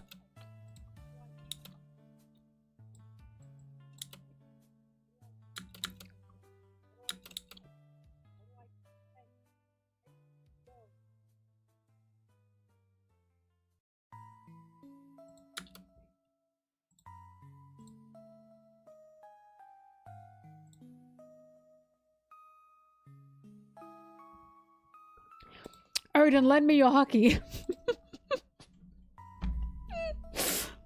This is the space Lucci we're dealing with. I still don't want to understand that meme. It's still funnier when I don't understand it.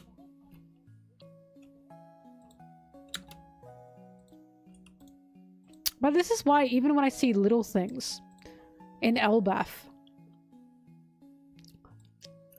such as Zoro using his sword to eat meat, and it looks to be Enma, it just feels like he's swinging his dick around. And men only swing their dick around when they feel self-conscious. Am I wrong?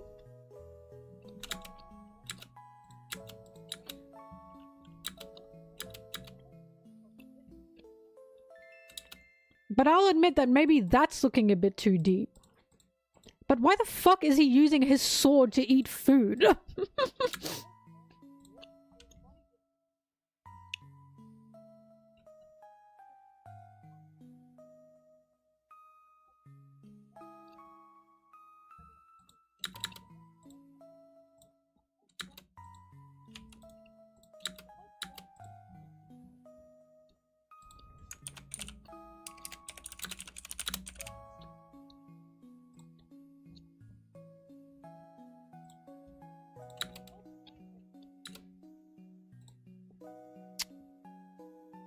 I do not believe he's used his sword to eat before. He's helped to cook with his swords before. In Skypiea, he did that. Yeah. When Sanji told Zoro to hold the rock above the pot. And Zoro was like, my swords aren't for cooking. And Sanji said, oh my god, shut the fuck up. But I don't ever remember using his sword as a kebab.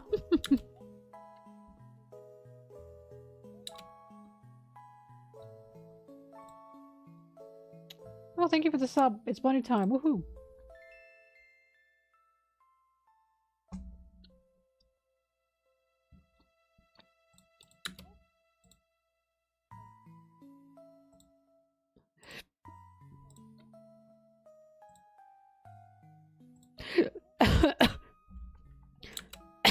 Oh. The one shot of Sanji using his sword for slicing fish. Do you mean the Food Wars manga? Because that was crazy.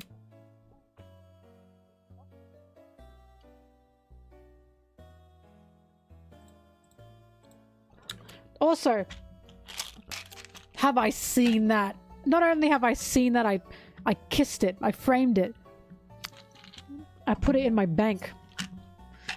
But there's also something to be said about through the fight with King. Again,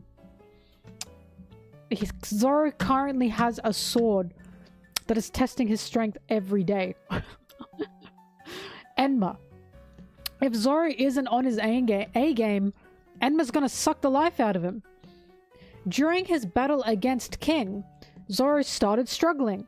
Enma sensed that and was like, nah, you're not good enough, and started sucking his soul out. Zoro literally has a plot device sword that is adding on to this stress. Zoro's sword is literally the you have to be good enough sword.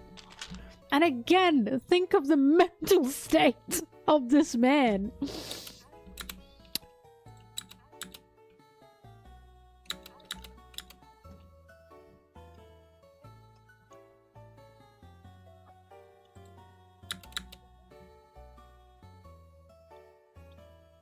It's gum.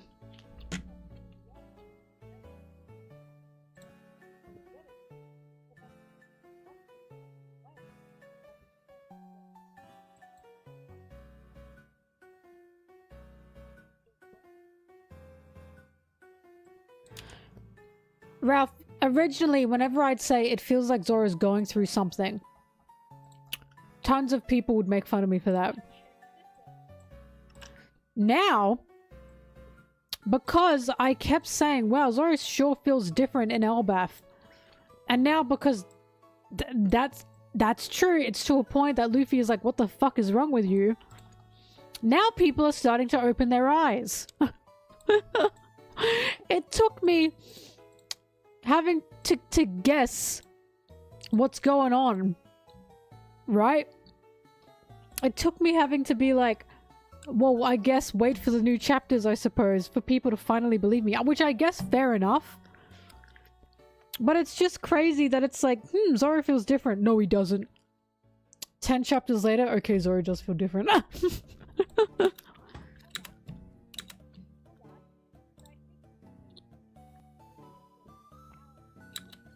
Thrash, don't. Oh my god, it hurts. I'm just a woman and I'm emotional, you know?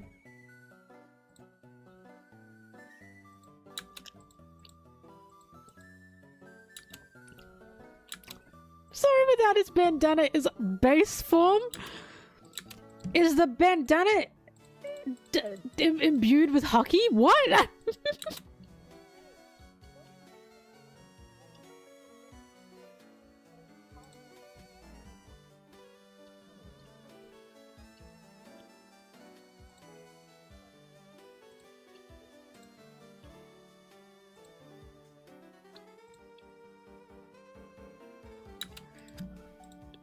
At the same time, the bandana can indeed be something of like a symbol, because a lot of people are like, why didn't Zoro put his bandana on against Lucci?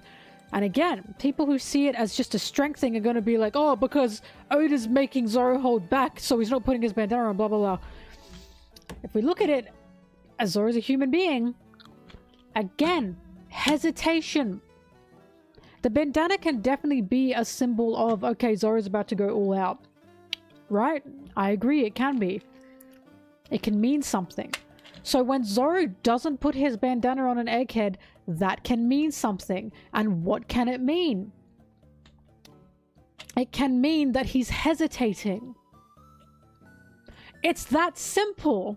But instead, people want to take it as a, oh, Oda's just holding Zoro back for no reason. And it's like... I'm going to kill you. Oh my god.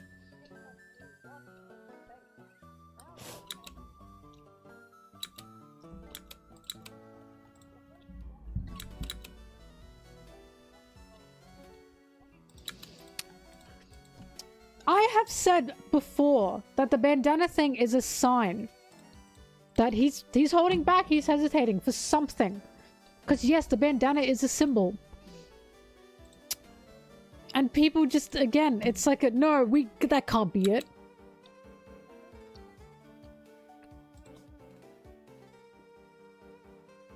No, Oda does things for no reason. Oda just kept Zoro with Lucci for no reason. He just kept him over there, you know? The whole conversation that Lucci and Zoro had through that fight meant nothing.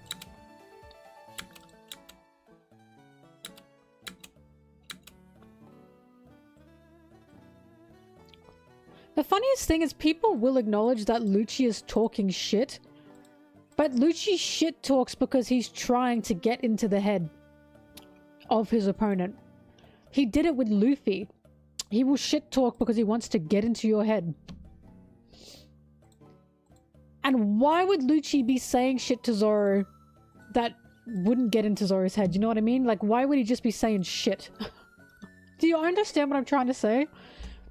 Whatever Lucci was saying to Zoro, he was saying to Zoro because there's a semblance of, like, actual fear there.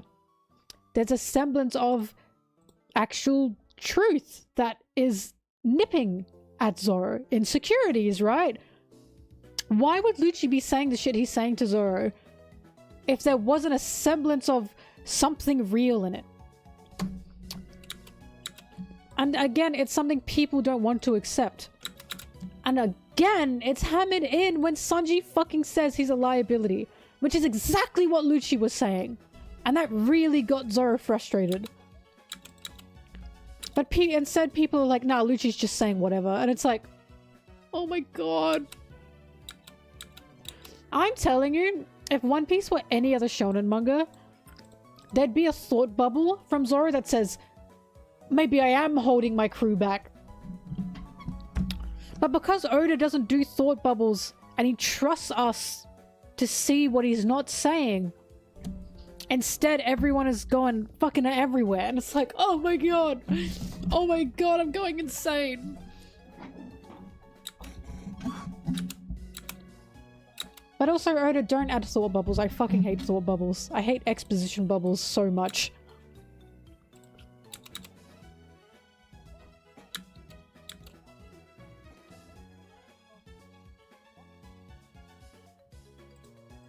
Yeah, Zoro loves stalling.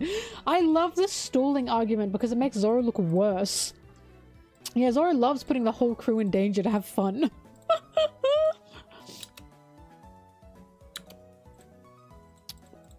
Thought bubbles about how a character is feeling, I hate.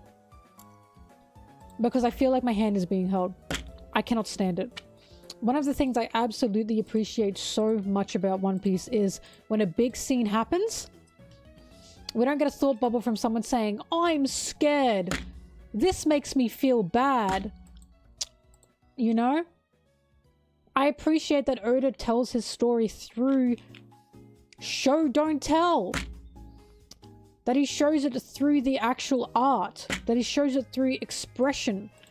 And he leaves us guessing. And that's why it makes it so much more satisfying that when in the future there's a moment that happens with a character, it's something that we can put together ourselves. It's not something that we have been told, it's something that we can see. Such as Sanji being so self-sacrificing. That is something that we could pick up from the beginning. And then when we get to Whole Cake Island, finally, we see why. But we never, ever, ever got like a thought bubble of Sanji going, oh, I am so suicidal. Like... Instead, it was something, it was implied, that was interpreted.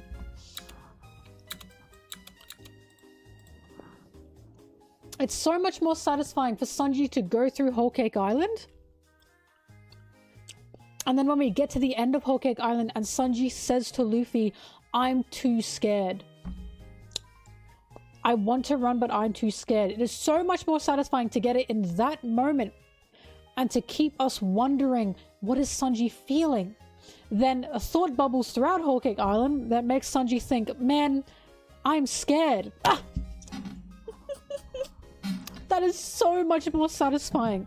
Because we read Whole Cake Island watching Sanji so intently. Watching his expressions. Watching what he says. Does he really mean that? Does he really feel that, you know? It's just awesome. The butterfly scene wasn't in the manga, but yes.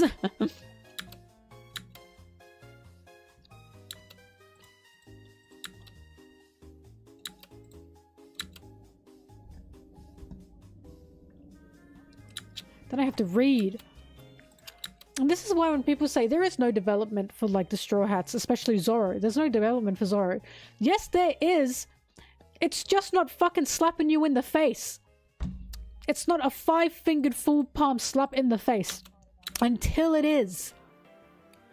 And then people will get to like a big moment. And then they'll say, well, this came out of nowhere. No, it didn't fucking come out of nowhere. If you pay attention, it's been there all along. It's just been snowballing.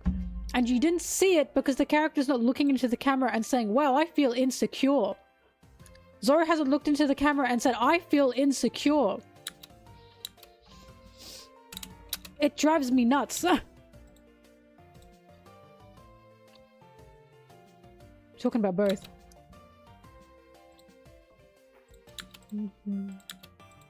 I appreciate that method of storytelling so much more than thought bubbles. Thought bubbles are the easiest thing ever in the world. They are such an easy form of writing.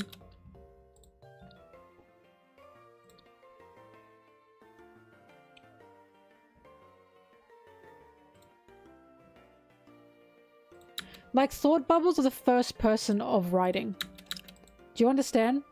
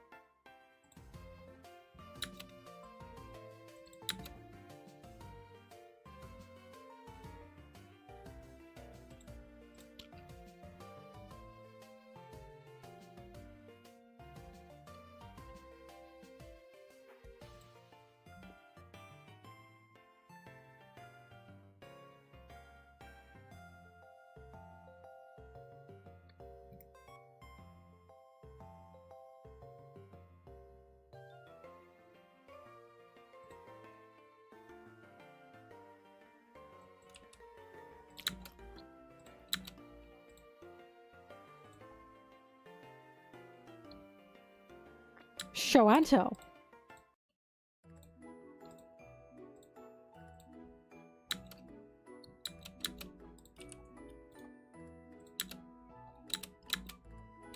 Well, again, one of the reasons is like it's something like like Oda's characters in his writings, it's always actions speak louder than words.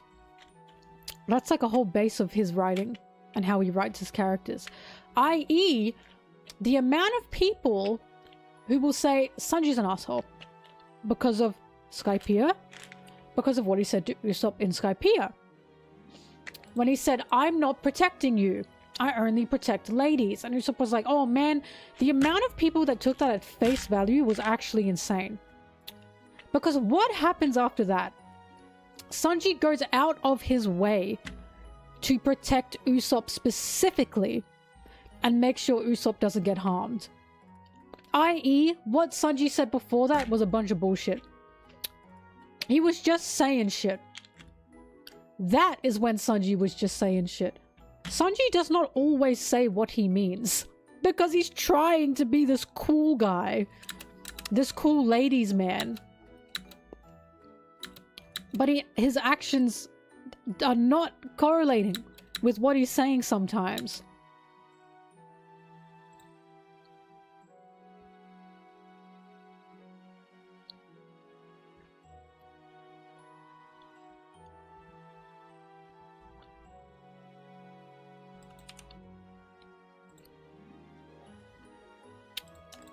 Yeah, Zoro is just as bad. He does the same thing.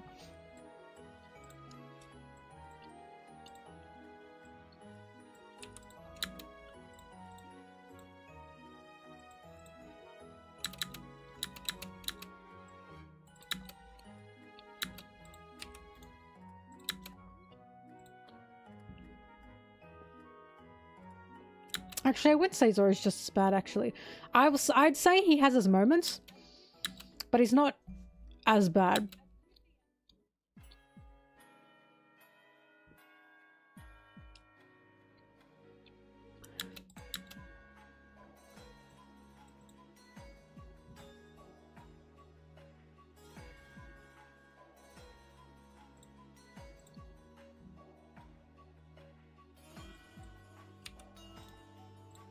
Mm-hmm.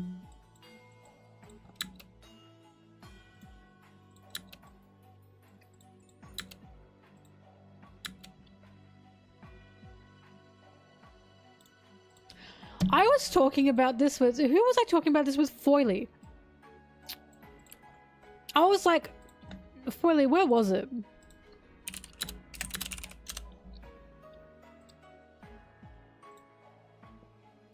I said, it's crazy how people don't understand how Sanji works and how he loves to an extent that it drives me insane. Because I said, he tells Jinbe to kill himself because of what Jinbe's decisions did to Nami's life. And somehow some people twist that into Sanji being the bad guy. When it's not Sanji, like, being overly malicious. It's Sanji loving his crew and loving Nami. And Foily even pointed out, Sanji even says, depending on what you say. I.e., Sanji is not unreasonable, But the decision that Jinbe made as a captain of his own crew, that's a big thing, by the way, fucked up Nami's life. Fucked up Nami's life for 8 years. And people turn that on Sanji and say, oh, Sanji's so fucked up for saying that. This is clearly a man who loves with all his heart and wants to protect those he loves with all his heart. And yet people turn that on Sanji and say, oh, I cannot believe you said that. That's so fucked up. Like, oh! What?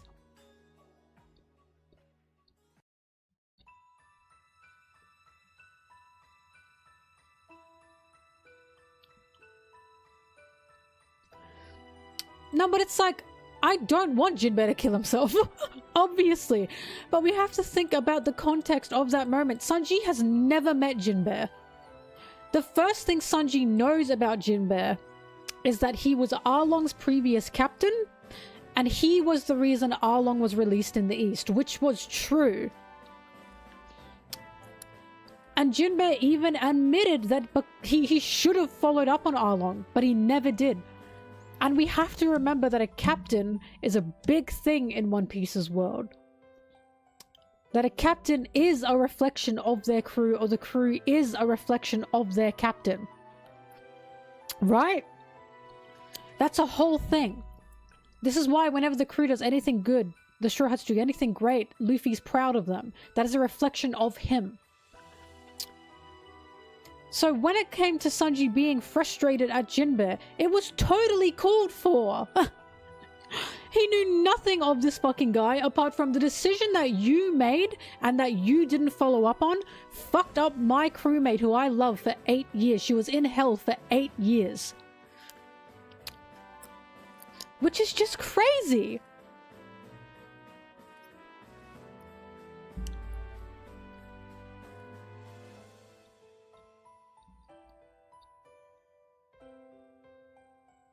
Yeah, Nami forgave them after, but that was the whole point.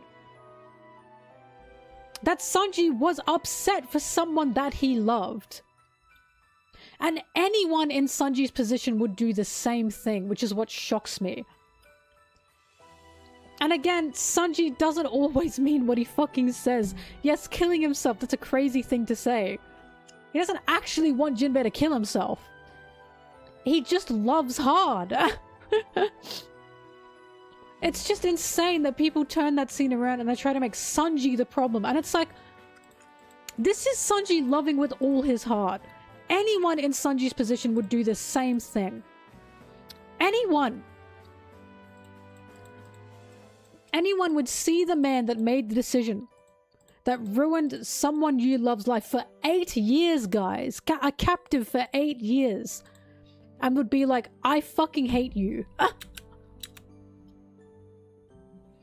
Yeah, repent for it. Also, it's I've talked about this. It's also lost in translation. But I just hate that people try and make Sanji, oh, he's the bad guy here. And it's like, oh my god. He just loves his crewmate.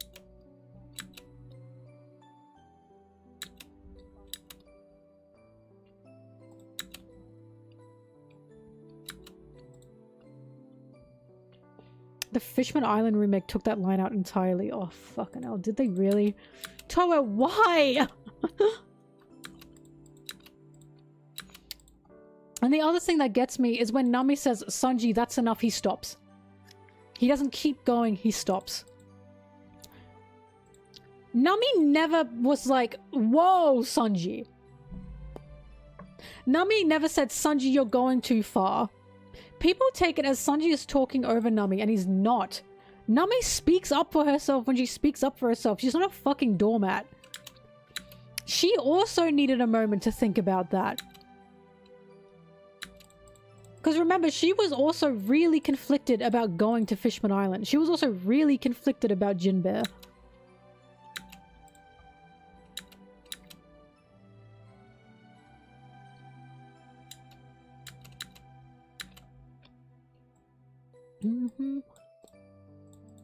Like, the whole thing is, no, Jinbe did not create Arlong.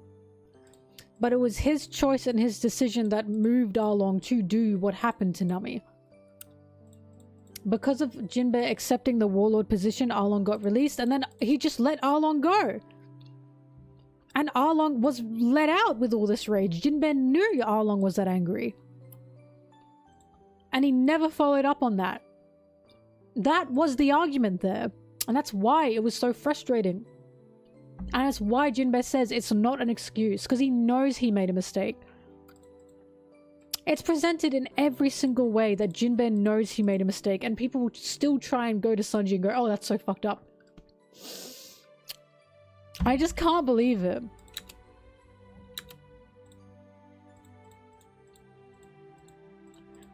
They helped Hachi because Nami forgave Hachi. Ah! Nami did not forgive Jinbe yet. Ah! Remember, Hachi and Nami had some insane tension. And Nami even said to Hachi, well, you specifically were always quite nice to me. Nami didn't know Jinbe personally.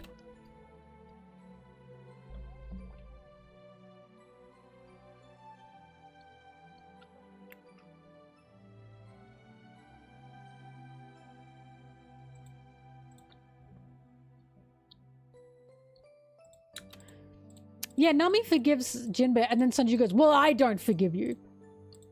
And of course, that's a moment of Sanji being like, oh, okay, now he's being stupid. And again, that's a similar moment of when Sanji says to Usopp, I'm not protecting you. That's Sanji stomping his little foot. But does he actually hate Jinbe? No, we know he doesn't. Sanji is still a brat.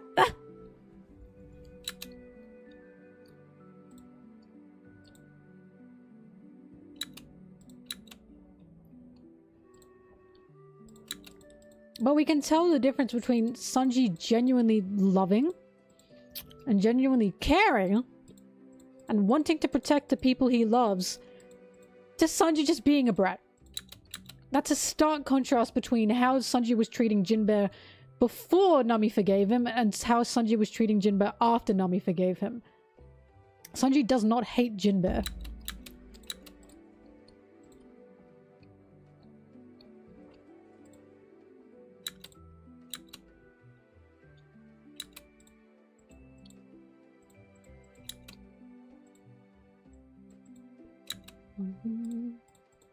I don't know, it just feels like a, oh, we got Sanji, fuck you. Like, I'm just seeing a boy who loves with all his heart, who doesn't want anything bad to happen to the people he loves. And people try and twist that into something evil, and it's like, oh my, not evil, but they try and twist it into something like, oh, he's so fucked up. It's just insane.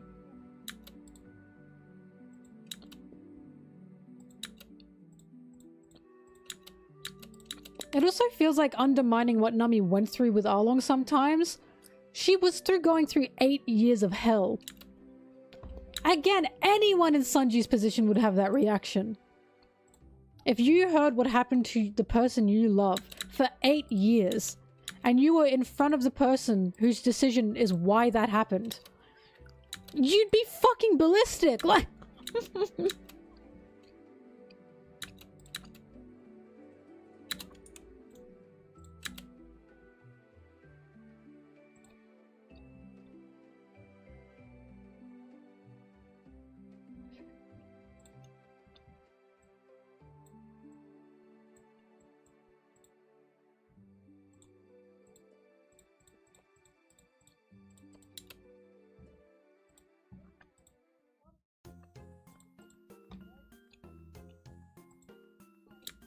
Anyway, Sanji, get behind me.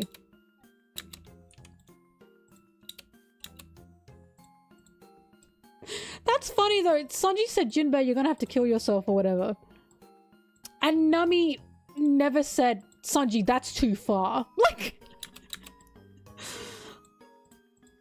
And I think it's because people for some reason think Nami can't speak up for herself. She can. She's very good at that. And it's like, Sanji was like, Jinbe, you're gonna have to cut your stomach open. And Nami didn't go, whoa! Like, it's not even presented as something crazy. It's just Nami going, alright, stop. And then she speaks.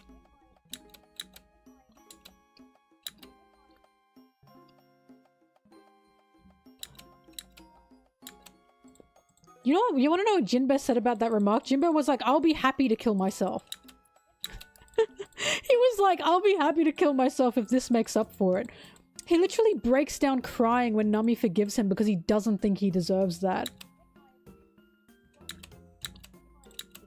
Kaisen, if you say anything about that again, you're going to be timed out. At all, nothing, Kaisen. It's in the chat. It's in the chat rules, nothing, okay? This is your only warning.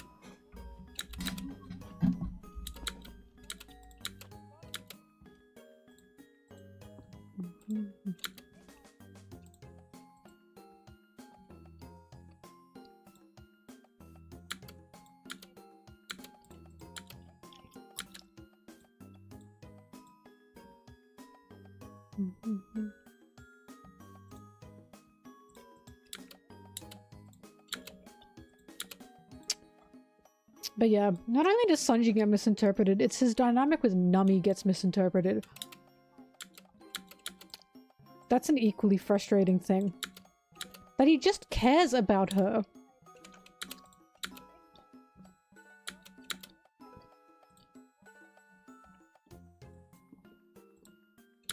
He cares about her. Not only does he care about her, Nami cares about him? That's crazy, I know. Shocker, Nami actually likes Sanji. And actually appreciates Sanji. That's crazy, right?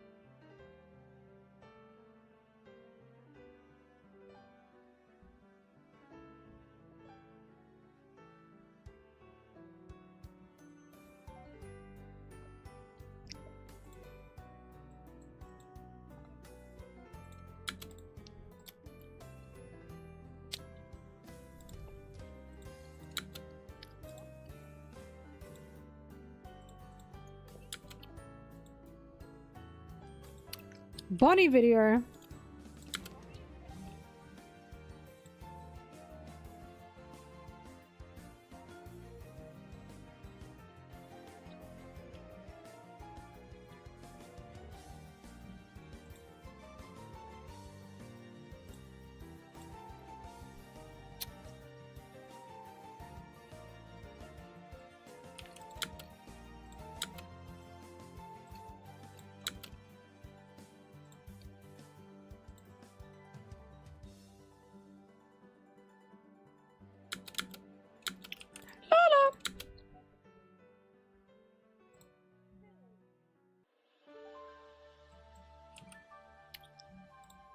Yeah, I hate looking at myself and hearing myself while editing.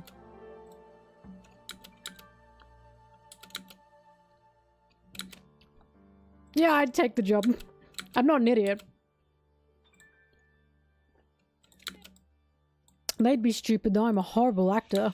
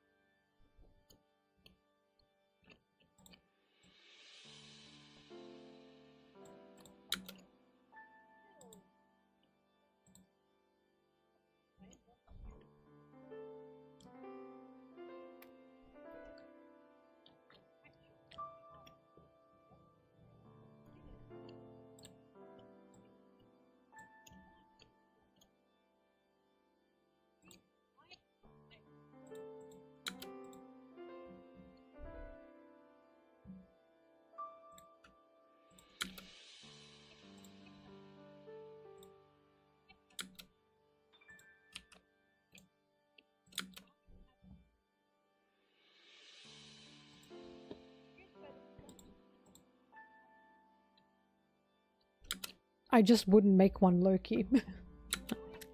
I've talked about this. I just wouldn't.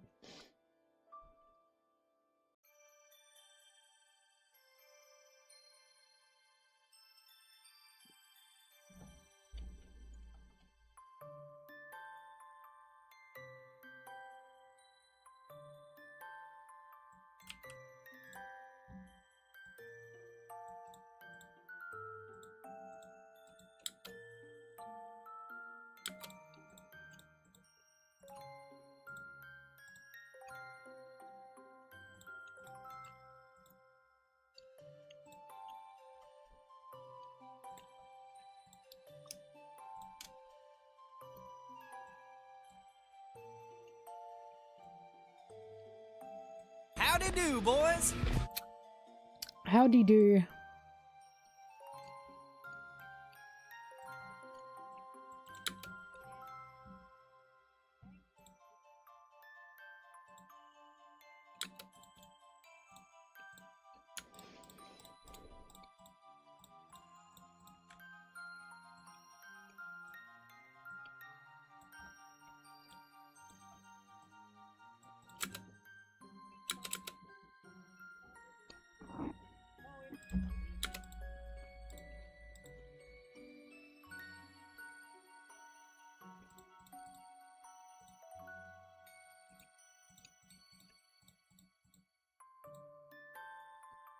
Will this be 50 minutes? This will probably be 40-ish minutes. I say suspiciously. Hi.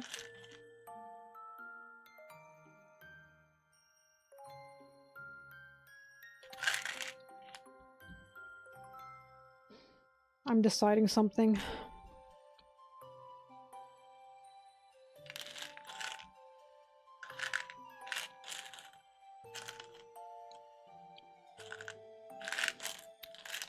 I'm deciding if I want to keep editing today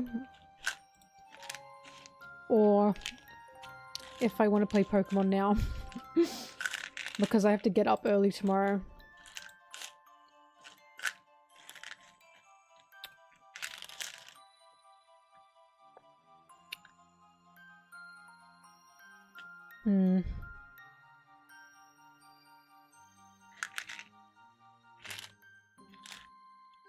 I didn't go to the post office. I fell asleep.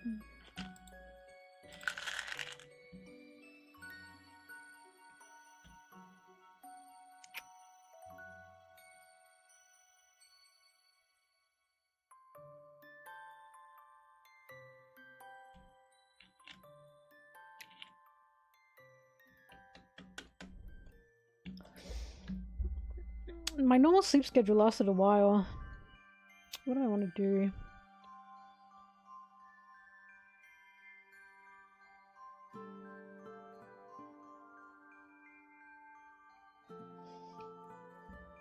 When do I have to get up tomorrow? Probably 9. I go to bed at 3. I get 6 hours sleep. So I can stream for 3 hours for Pokemon.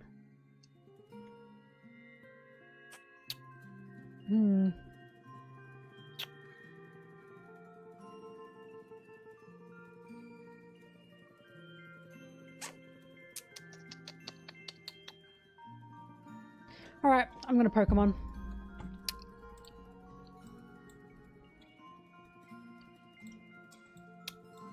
Short working stream, I know. But I've got somewhere to be tomorrow. So I'm gonna be back in 20 minutes and I'm gonna be playing Pokemon. So let me get in my box. Thank you for joining, I appreciate it. If you're not gonna see me in Pokemon, then I'll see you tomorrow for more working. And if you're gonna see me in Pokemon, then I'll see you in 20 minutes. Farewell for now. See you soon. Bye bye bye bye bye bye bye bye bye bye bye bye bye bye bye bye bye. Oh, bye.